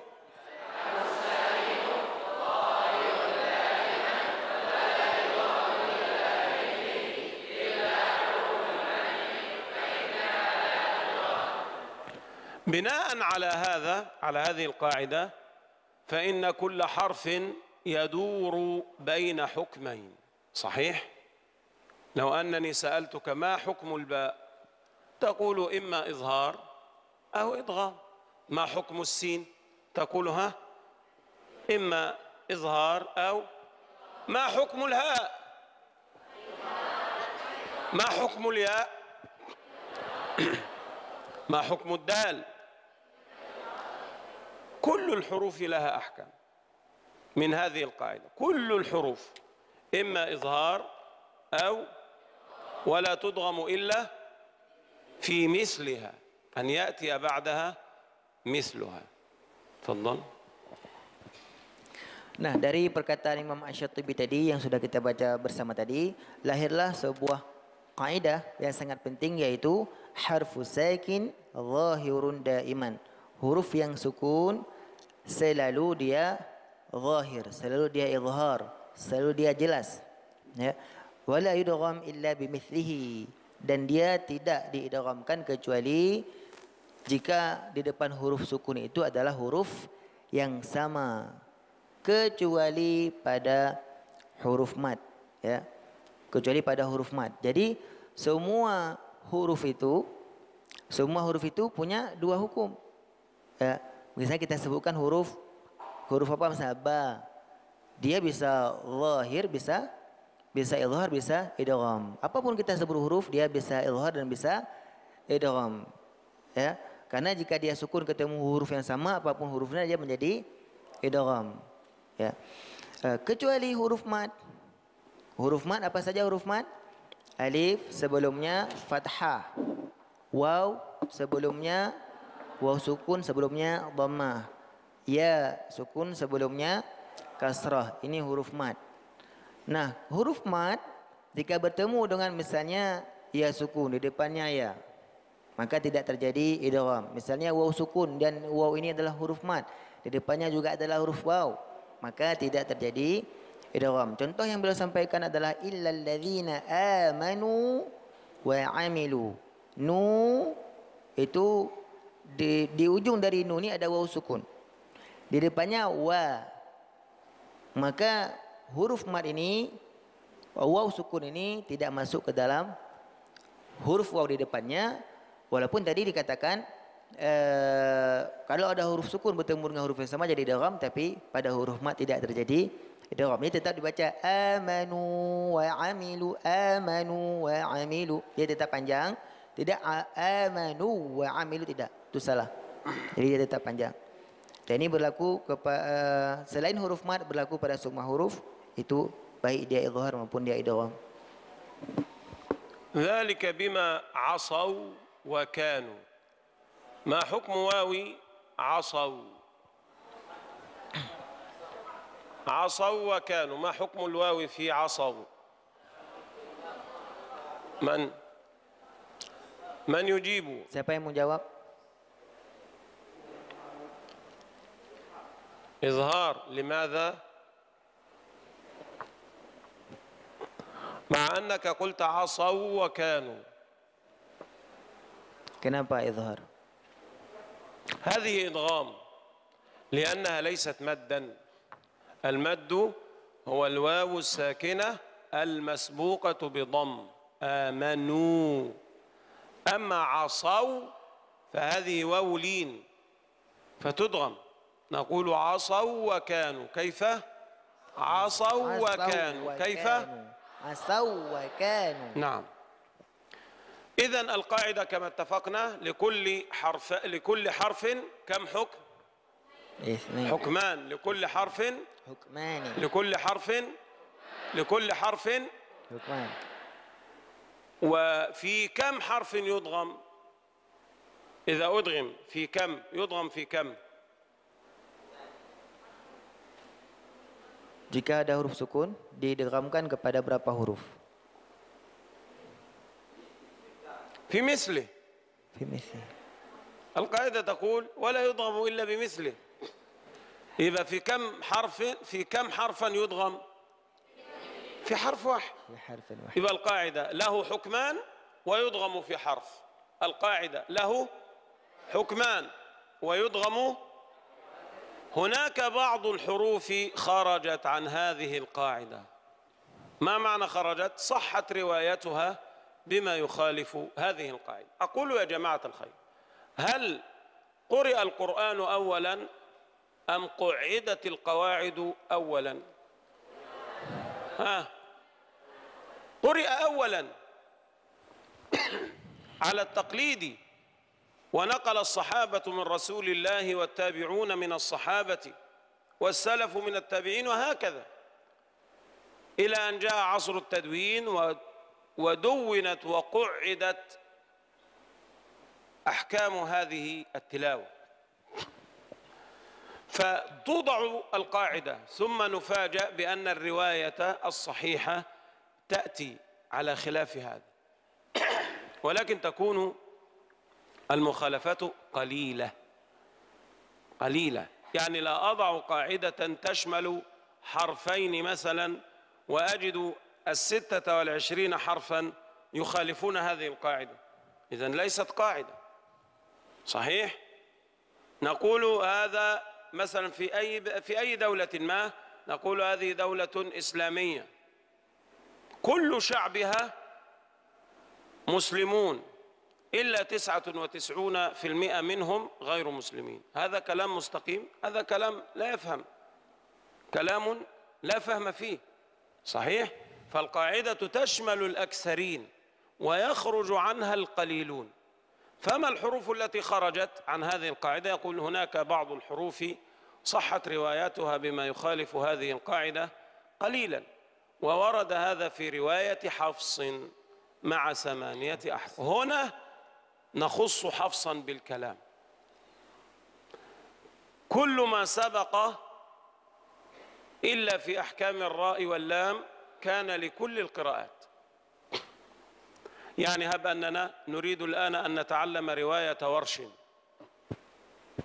سنجد ما درسناه في المادة الصوتية هو، وما درسناه في كيفية الاعتراض هو، وما درسناه في مكان الاعتراض المخارج هو، وما درسناه في الحجم يختلف قليلا مع الراء واللام، فمرة يرقق ما نفخم ومرة يفخم ما نرقق، تختلف قليلا. وبالنسبة للإظهار والإدغام يتفقون في أصل القاعدة. الحروف التي صحت روايتها بخلاف القاعدة تختلف من رواية إلى رواية. فالآن نخص بالكلام رواية حفص. خرجت في رواية حفص 8 أحرف عن هذه القاعدة. كيف؟ حرف الباء نقول له حكمان، كل الحروف لها، وفي كم حرفا تدغم؟ وتدغم في حرف واحد، صحيح؟ طيب تعالوا لنرى الباء. حرف الباء يدغم في مثله، هذا ككل الحروف، صحيح؟ ولكن نزيد موضعا واحدا، هو قوله تعالى اركم معنا. نرى الباء أدغمت في الميم، صحيح؟ هذا على غير القاعدة. القاعدة تقول الباء تدغم في الباء وفقط، ولكن صحت القاعدة هنا صحت الرواية هنا في رواية حفص بأنه أدغم الباء في الميم. هناك غيره من يقول اركب معنا، وهي صحيحة أيضا، غير حفص يقول اركب معنا، صحيح؟ أما حفص فيقول اركم معنا. كيف؟ اركم معنا، وهو تجانس، العلاقة بين هذين تجانس. إذن الباء مشى مع القاعدة في القرآن كله إلا عند هذه الكلمة فخرج وأدغم مع الميم، فلذلك نقول عنه خروجا، هو خروج يسير ليس كبيرا. طب لماذا قسمنا يسير وكبير؟ لأن اليسير لا نبوب له. هل وجدنا في كتب التجويد بابا يقول باب الباء الساكنة؟ يوجد هذا؟ لا يوجد. هل وجدنا باب الدال الساكنة؟ ما وجدنا. لماذا؟ لأنه قليل ليس كثيرا. أما الحروف التي ستخرج خروجا كبيرا هذه لابد لها من تبويب، وهذا سيأتي. ترجم ولا نكمل الحروف وتقولها كلها؟ ترجم. طيب يلا بسم الله. Nah, beliau mengatakan sebuah kaidah umum yang sebelumnya sudah dijelaskan, bahwasanya setiap huruf yang sukun zahirun daiman, setiap huruf sukun itu selalu dia izhar. Kapan dia tidak diidghamkan kecuali pada kalau huruf sukun itu bertemu dengan huruf yang sama. Sehingga setiap satu huruf apapun dia memiliki dua hukum ketika sukun. Pertama dia izhar, kedua dia idgham. Pada berapa huruf sukun itu diidghamkan? Jawabannya kepada satu huruf. Karena huruf sukun tidak diidghamkan pada huruf yang sama, berarti kalau hurufnya beda tidak terjadi idgham. Dan ini adalah kaidah umumnya. Jadi kaidah umumnya setiap satu huruf punya dua hukum. Apa saja hukumnya? Izhar kalau enggak bertemu dengan huruf yang sama, yang kedua idgham kalau bertemu dengan huruf yang sama. Ini disebut dengan dua hukum.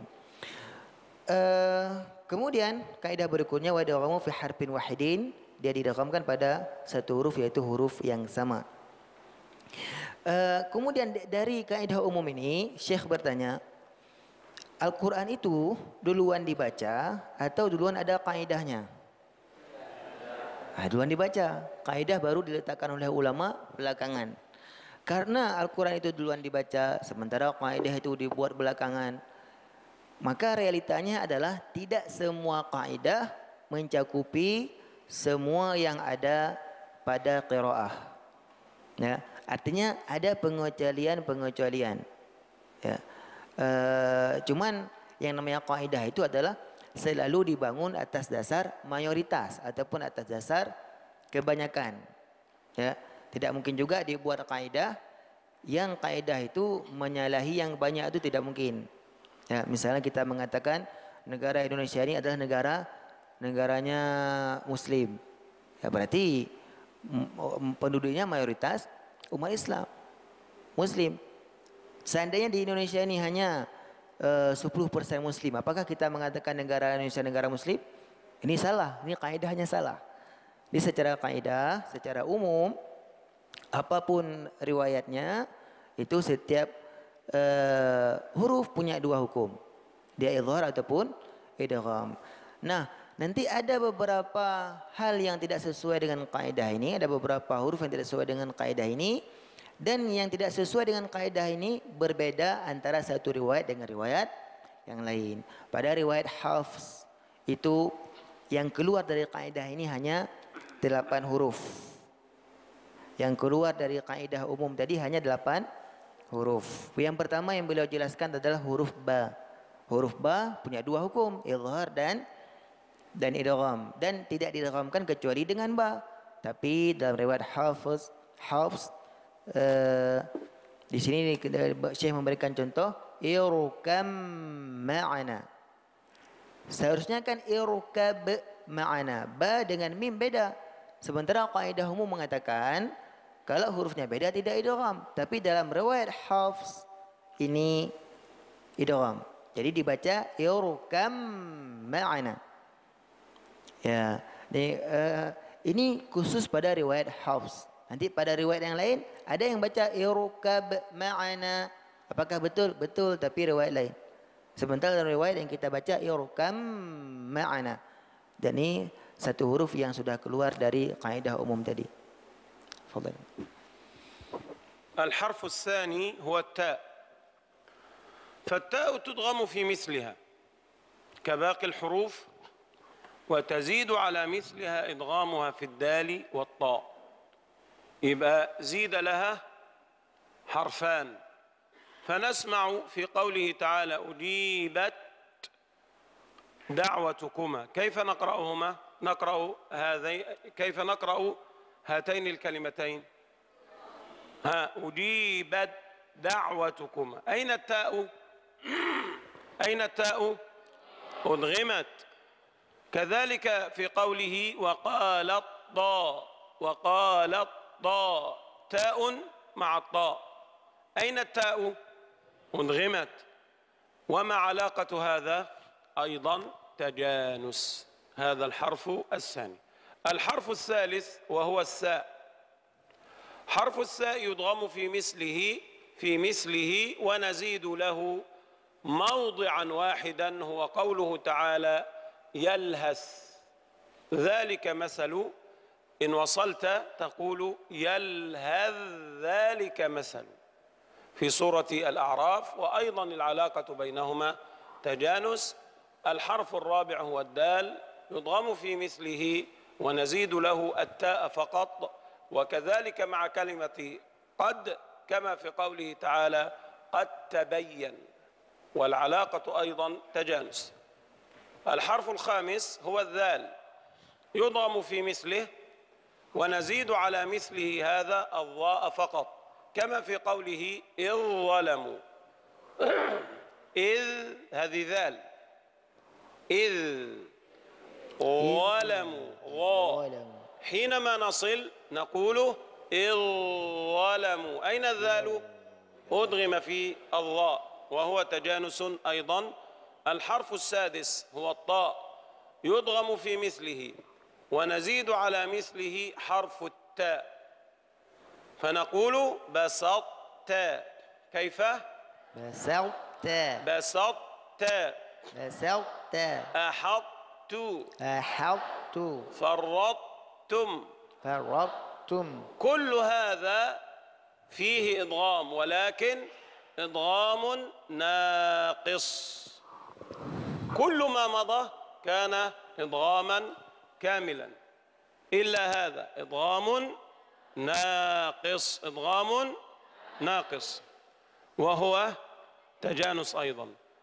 الحرف السابع هو القاف، يضغم في مثله ونزيد على مثله الكاف، وتدغم باختلاف، يعني مرة تدغم إدغاما كاملا ومرة تدغم إدغاما ناقصا. في موضع واحد في سورة المرسلات يقول ربنا تبارك وتعالى ألم نخلقكم. اسمع، نخلقكم. أين القاف؟ أدغمت إدغاما كاملا، ننطق كافا فقط. ألم نخلقكم. لم نخلقكم. طب إذا كان ناقصا نقول ألم نخلقكم. أخلقكم. كما فعلنا في بسطت نقول ألم نخلقكم. لم نخلقكم. والوجه المقدم هو الإدغام الكامل أيضا. ألم نخلقكم. ألم نخلقكم. لم نخلقكم. نعم. الحرف الثامن والأخير هو حرف اللام، فإنه يضغم في مثله ونزيد عليه الراء، كما في قوله تعالى وقل ربي. وقل ربي. قل هذه لام، راء هذه راء، نقول قل ربي. قل ربي. بل رفعه نقول بل رفعه. كيف؟ بل رفعه. هذه الحروف الثمانية هي التي خرجت عن القاعدة، ولكن خروجا يسيرا. كل هذه الأحرف اختلفت مع القاعدة في كونها زاد عدد المدغم فيه حرفا أو حرفين، ولكن من حيث عدد الأحكام لم تختلف، كلها لها حكمان. أنا أسألكم سؤالا، لو أن طالبا مثلكم، أنتم الآن بفضل الله تأتون في موعدكم دائما، تأتون مع التاسعة مع الثانية، وطول العام هكذا، ومرة جاء متأخرا الساعة 9:30 مثلا، هل نكتب اسمه في لوحة كبيرة ونقول هذا طالب مهمل سيء؟ نفعل هذا؟ نجعل له عنوانا؟ دي مرة. ولكن هناك طالب آخر كل يوم الموعد عند 9 هو يأتي عند 10 كل يوم، هذا نجعله عنوانا، نكتب على اللوحة هكذا أسماء المهملين ونضع اسمه أول اسم. نعم، لأنه دائم الاختلاف. فهذه الحروف الثمانية التي ذكرناها خلافها قليل، لذلك لم نجد في كتب التجويد أبوابا بأسمائها. أما النون، حرف النون هذا كأنه ليس من القاعدة، نقول له يا نون. الحروف لها حكمان، يقولون كأنهم يعني يقولون للنون يا نون، كل حرف له حكمان. تقول أنا النون لي 4. الحروف لها حكمان، تقول أنا 4، أنا مختلفة. طيب يا نون كل حرف يضغم في مثله فقط، يعني تأتي الجيم أو يأتي الباء بعده باء ندغم، ولكن لا ندغم مع غيره. كل حرف له حرف واحد يضغم فيه. قالت لا، أنا أضغم في 6. يا نون كل حرف يضغم في حرف تقول أنا أضغم في 6. فهذه مختلفة تمام الاختلاف. فلأنها مختلفة عن الحروف بوب العلماء لها. ده سؤال، لماذا كلما أمسكنا بكتب التجويد نجد باب النون الساكنة؟ ما رأينا مرة باب السين الساكن، ما رأينا هذا. لماذا؟ لأن النون كما ذكرت تختلف عن القاعدة تماما. قاعدة كل حرف حكمان ويضغم في حرف واحد. هي تقول أنا 4 وأضغم في 6 أحرف. الحروف كلها تظهر مع 27 حرفا، هي تظهر مع 6 فقط. وهي مختلفة أم لا؟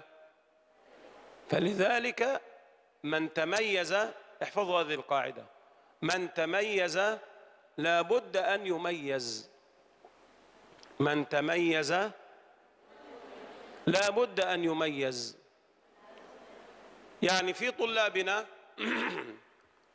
يوجد طالب دائما يحصل على 100%، هذا مميز. هل أعامله كما أعامل الطالب الذي يحصل على 30%؟ لو فعلت هذا أفسدت الاثنين. فالطالب المجتهد يشعر بالإحباط، يشعر بأنه لا قيمة لاجتهاده، في النهاية كلنا واحد. والطالب المهمل يزيد إهمالا، كبر دماغك، ما هي كلها محصلة بعضها، هكذا يقول. لو أن الله سبحانه وتعالى قال كل الناس ستدخل الجنة يوم القيامة فقط، هل يعبد أحد؟ هل نصوم الآن في هذا الحر؟ لا، الجميع سيدخل الجنة، خلاص، لما نريد ماء؟ ولكن جنة ونار. وهذا العاصي أيضا إذا علم أن الناس جميعا ستدخل النار يوم القيامة، العكس، هل يقلع عن معصيته؟ تذهب تقول له يا أخي لا تعصي، تقول لك لماذا؟ سندخل النار في النهاية، فلماذا لا أعصي؟ دعني أفعل ما أريد. ولكن الله بحكمته جعل جنة ونارا، فمن يتميز بعبادته يتميز يوم القيامة بدخوله الجنة. وفي الجنة نفسها تميز. يقال لصاحب القرآن، نسأل الله أن نكون جميعا من أهل القرآن، والمقصود هنا من يحفظه ليس من يتلوه فقط. يقال لصاحب القرآن يوم القيامة بعد أن يدخل الجنة: اقرأ وارق ورتل كما كنت ترتل في الدنيا فإن منزلتك عند آخر آية تقرأها. يؤتى يوم القيامة في الجنة بأهل القرآن بعد أن يدخلوا، يقفون جميعا من أيام الصحابة إلى آخر واحد في هذه الدنيا الذين كانوا يحفظون القرآن، هذه منزلة خاصة. ويقال لهم اقرأوا. كلما قرأت آية واحدة تقول أنت هنا الحمد لله رب العالمين، تصبح هنا الرحمن الرحيم، هكذا مالك يوم الدين، هكذا إلى أن تقول من الجنة والناس، فتكون في أعلى درجات الجنة، أعلى درجة في الجنة. أما الذي حفظ البقرة فقط ووقف سيصعد إلى أن يقول لا يكلف الله نفسا إلا وسعها، ويقال له اقرأ، يقول خلاص انتهيت. مشكلة. نسأل الله أن يحفظنا جميعا كلامه، لأنه للأسف أرى كثيرا من طلاب العلم يعزفون عن حفظ القرآن، يكتفون بتعلم تلاوته فقط ولا يحاولون حفظه، خلاص. ويعتمد على أن الجمهور الآن أصبح يجهل أصلا كلام الله، فصار شيخا وهو لا يحفظ. فلما يحفظ؟ احفظ لآخرتك، احفظ لهذا اليوم، اجتهد في حفظ الكتاب حتى إذا جئت يوم القيامة وقيل لك اقرأ وارق ورتل كما كنت ترتل في الدنيا، تكون مع المقرئين إلى أن ينتهوا، إلى أن يكونوا في أعلى درجات. وهل يعقل يوم القيامة أن يؤتى لك بمصحف؟ يقولون لك خذ هذا المصحف اقرأ منه، تساوى الناس، ولكن تقرأ من قلبك. فنسأل الله أن يملأ قلوبنا بكلامه. آمين. كسر الكلام ولكن من أول التاء. نعم.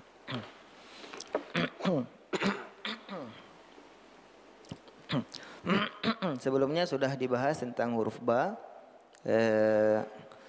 Kemudian ada 7 huruf yang lain. Pertama huruf ta. Huruf ta ini dia diidghamkan jika bertemu dengan huruf yang sama. Fi mithlihi. Tapi ada sesuatu yang keluar dari kaidah dari huruf ta ini, kalau ketemu dengan dal dan ketemu dengan ta, maka dia tetap terjadi idgham. Pada kata-kata ujibat da'watukuma. Ujibat da. Di mana ta-nya sudah idghamkan ke dalam huruf dal. Dasarnya kan ujibat da'wa, tapi ini ujibat da. Ta-nya sudah diidghamkan ke dalam huruf da. Ya. Kemudian juga diidghamkan kepada huruf ta. Wa qalat ta. Ta-nya mana? Sudah idgham ke dalam huruf ta. Kemudian huruf tha. Secara kaidah umum tidak diidghamkan kecuali jika bertemu dengan huruf tha. Tapi dalam riwayat Hafs dia juga diidghamkan dalam huruf dha dan hubungannya adalah tajanus. Yang tadi juga hubungannya da dan ta juga tajanus. Contohnya adalah dasarnya yalhath dzalik. Ini dasarnya. Tapi dalam riwayat yang kita baca yalhath dzalik, hadzalik. Tha-nya sudah didghamkan ke dalam huruf dha dan hubungannya adalah tajanus. Kemudian huruf dal secara kaidah umum ketika dia sukun tidak didghamkan kecuali ketemu dal, huruf yang sama. Tapi dalam riwayat yang kita baca dia diidghamkan lagi jika bertemu dengan huruf ta.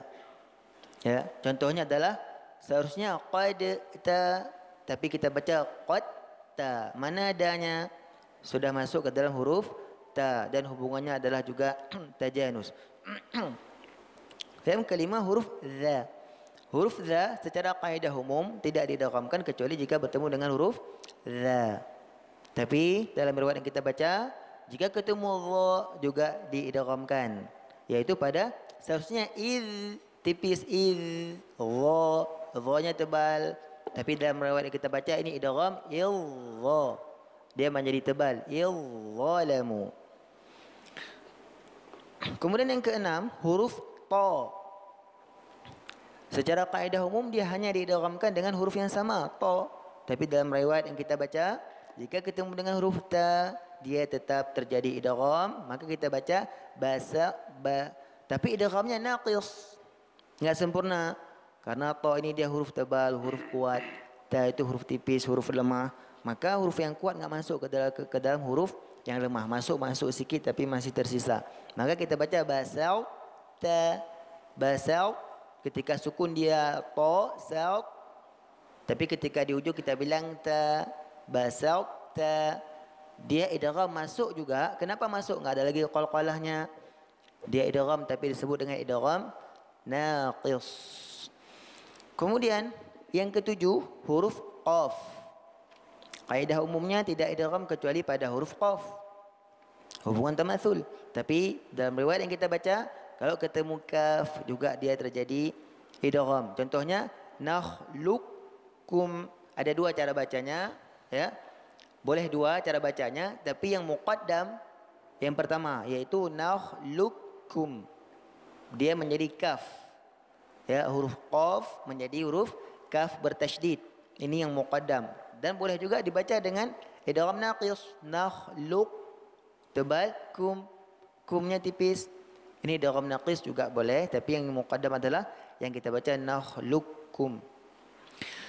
Kemudian yang kedelapan huruf lam. Dia ketika sukun hanya didghamkan pada huruf lam, tapi pada riwayat yang kita baca kalau ketemu ra juga dia menjadi idgham. Contohnya qur rabbi. Nah, ini 8 huruf ini, huruf ba, ta, tha, da, za, ta, qa, la, huruf lam. Ini semuanya sesuatu yang dikecualikan. Dan yang namanya pengecualian itu selalu dia jumlah perbedaannya sedikit. Kalau beda dengan kaidah umumnya banyak, ini enggak disebut dengan pengecualian, tapi dia punya kaidah sendiri. Misalnya yang Syekh sampaikan tadi, huruf nun. Huruf nun ini enggak bisa disebut dengan pengecualian karena bedanya banyak kali. Ya. Sementara huruf yang 8 tadi bedanya sedikit. Paling didghamkan ditambah 1, ditambah 2. Ya. Yang tambah 2 pun enggak banyak, tambah 2 cuma huruf ta.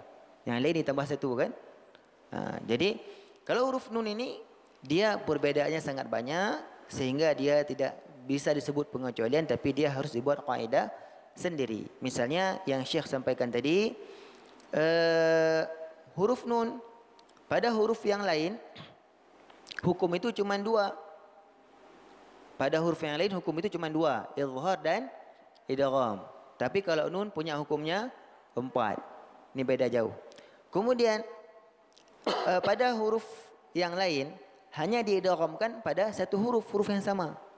Tapi pada huruf nun sukun dia diidghamkan pada 6 huruf. Jauh. Yang lain 1 huruf, ya, yang kecuali pun 2 huruf. Kalau nun punya 6 huruf, dia banyak. Kemudian kapan huruf lain diizharkan? Pada 27 huruf. Pada 27 huruf. Karena kan diidghamkan pada 1 huruf, berarti sisa 27. Jadi huruf yang lain diizharkan pada 27 huruf. Sementara pada huruf nun diizharkan hanya pada 6 huruf. Jadi antara 27 sama 6 ini sebuah perbedaan yang sangat jauh.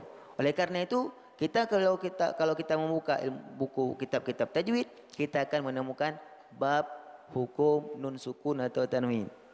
Dia punya bab sendiri karena bedanya banyak.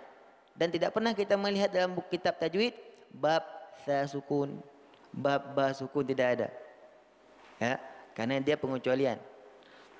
Kemudian beliau mengambil sebuah hikmah, ya saya coba singkat apa yang beliau sampaikan. Hikmahnya adalah ketika nun ini berbeda dengan huruf-huruf yang lain, muncul sebuah kaidah, man tamayyaza labudda an yumayyaz. Barang siapa yang berbeda, maka dia harus dibedakan. Beliau membuat sebuah analogi, jika ada pelajar, dia kalau ujian selalu dapat nilainya 100, mi'ah fil mi'ah. Dia dapat nilai 100. Sementara ada pelajar lain selalu dapat nilai 30. Maka antara yang 100 dengan 30 tidak boleh disamakan. Ya. Ini dalam dalam kehidupan di dunia. Dalam kehidupan di akhirat juga demikian. Misalnya dalam kehidupan di dunia, yang contoh yang beliau sampaikan tadi adalah misalnya ada seseorang yang datangnya selalu cepat, sekali dia datang terlambat. Maka tidak mungkin orang datang terlambat ini kita tulis besar-besar dia ini orang yang malas, karena dia cuma terlambat sekali. Tapi kalau orang datang, dia selalu terlambat. Kita mulai jam 9, dia selalu datang jam 10. Selalu seperti itu. Maka barulah layak kita mengatakan, gede-gede kita tulis dia itu orang yang malas. Gitu ya. Jadi memang ada perbedaan, termasuk di akhirat. Yang beliau sampaikan sebuah hadis. Di akhirat juga demikian, akan dibedakan antara satu orang dengan yang lain.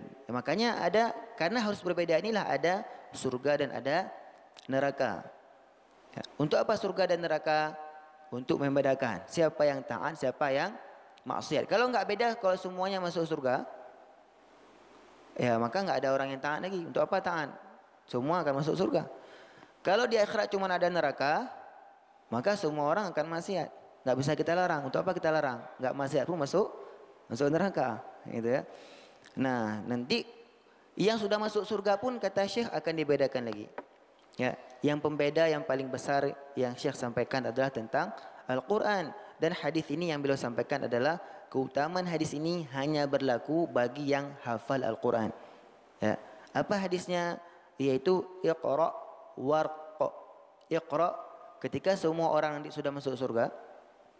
Ya, kemudian para penghafal Al-Quran ini didirikan, ya, dibariskan dari sejak masa Nabi sampai akhir zaman. Ya, kemudian dikatakan kepada mereka semuanya, Iqra, bacalah Al-Quran, warqa, dan naiklah. Kama kunta turattilu fid dunya fa inna manzilataka 'inda akhir ayatin taqra'uha.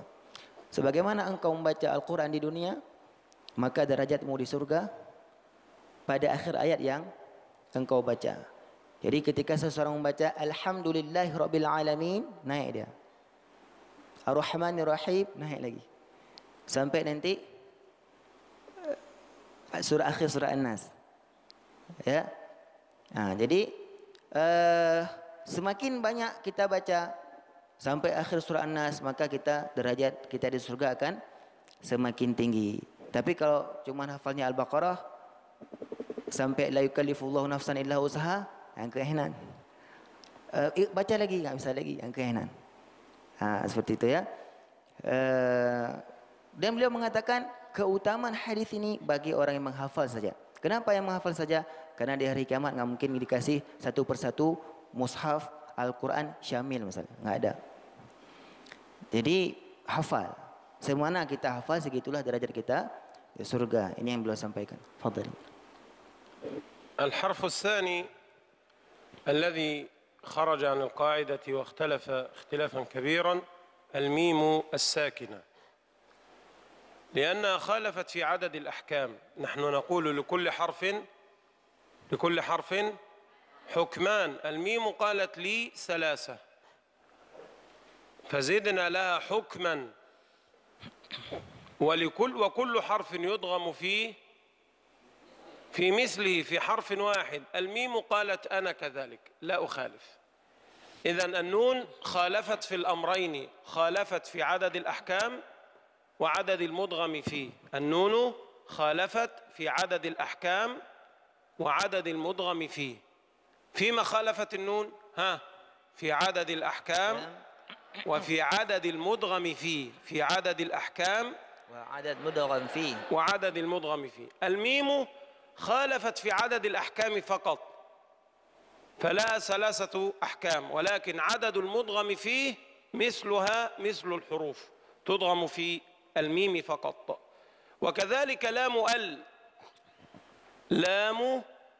ال لا نقول اللام الساكنة مطلقا، ذكرنا اللام فيما سبق في الحروف 8. هنا نقول لام ال تحديدا. لام ال خالفت أيضا في شيء واحد من الشيئين، يعني عدد أحكام، عدد مدغم فيه. في عدد الأحكام هي لم تخالف، فلام ال إظهار وإدغام فقط. طب فيما خالفت في عدد المدغم فيه. كل الحروف عدد المدغم فيه كم؟ 1. عدد المدغم فيه مع الحروف كم؟ 1. هي لام ال تدغم في 14 حرفا، تدغم في نصف حروف العربية.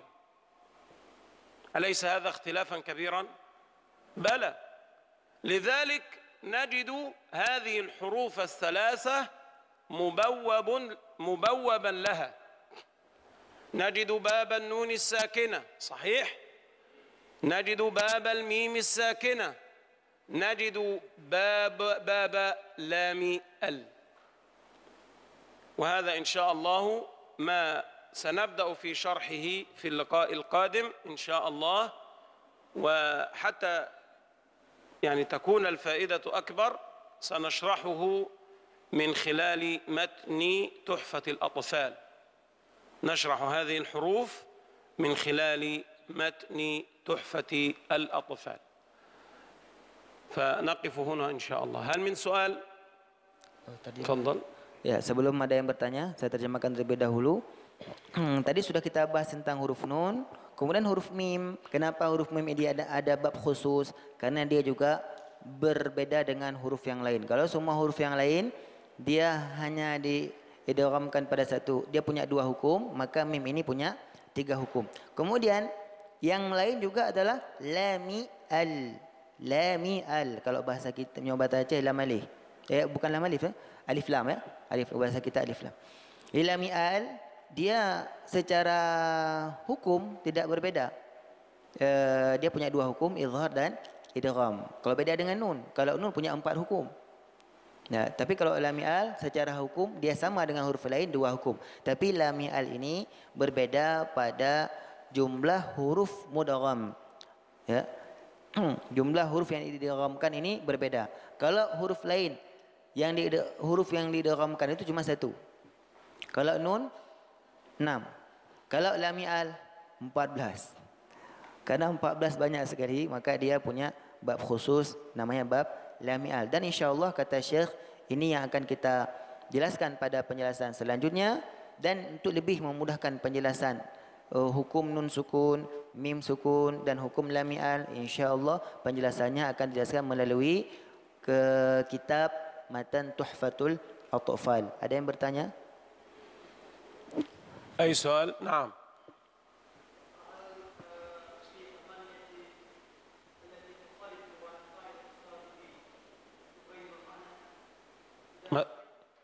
ماذا؟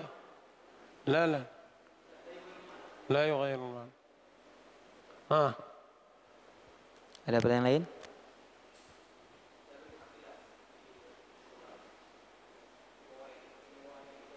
ما له؟ لا يوجد عندنا اختلاس إلا أخطاء. حينما يقرأ زملاؤك ويختلسون سأقول لك هذا الاختلاس، عندنا لا يوجد، ولكن الاختلاس رواية. عندنا أمثلة للسكت، ما عندنا اختلاس في قراءتنا. تفهم؟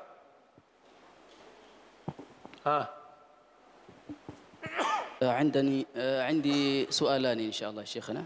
السؤال الأول يعني بالنسبة للتقارب، هل يجوز لنا أن نقول أيضا بأن التقارب معناه يعني تقارب المخرج مع اختلاف الصفات مثلا؟ ففي متن تحفة الأطفال مثلا وإن يكون مخرجا تقاربا وفي الصفات اختلفا يلقبا متقاربين مثلا، هل يجوز أن نقول ذلك؟ يجوز نعم، ولكن أنا أوضحت لك لما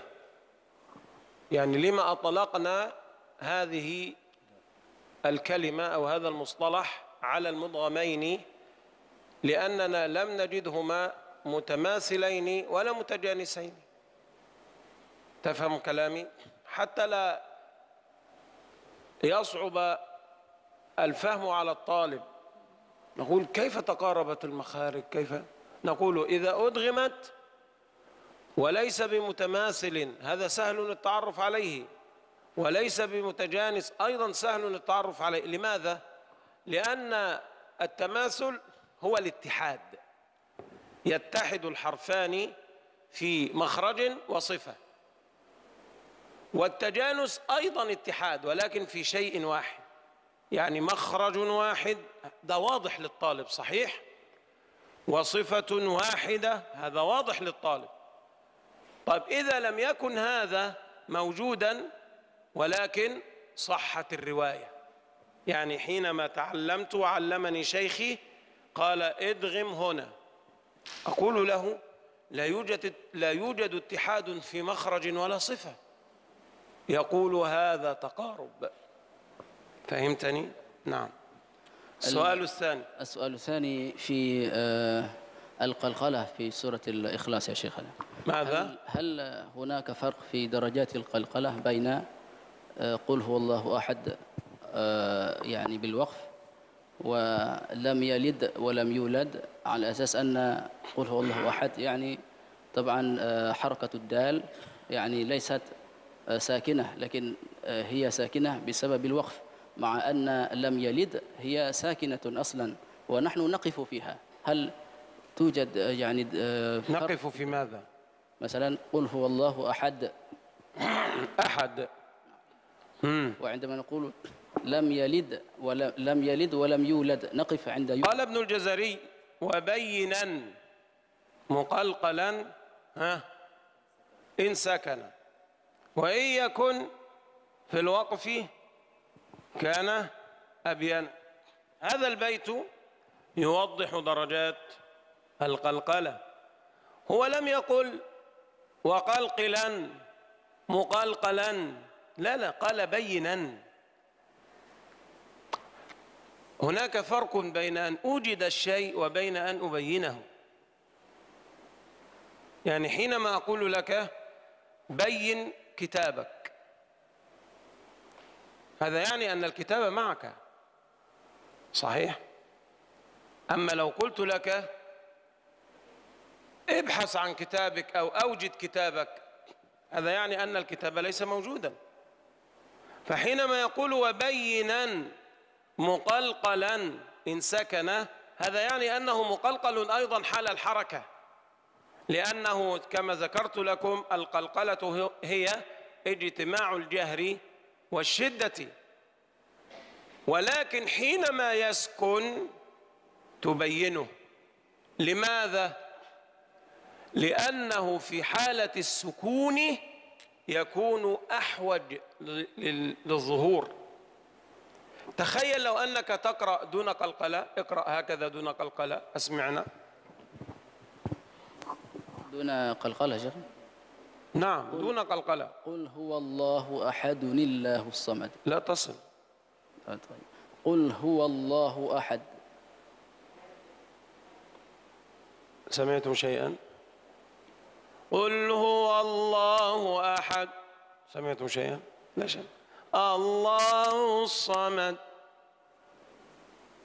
ولكن حينما يكون متحركا فإن الحركة تعين على بيانه. ده كما قلت أنت في الوصل أحدون الله، الدال وضحت لأننا ضممناها، ولكن هي مقلقلة أيضا فيها جهر وشدة.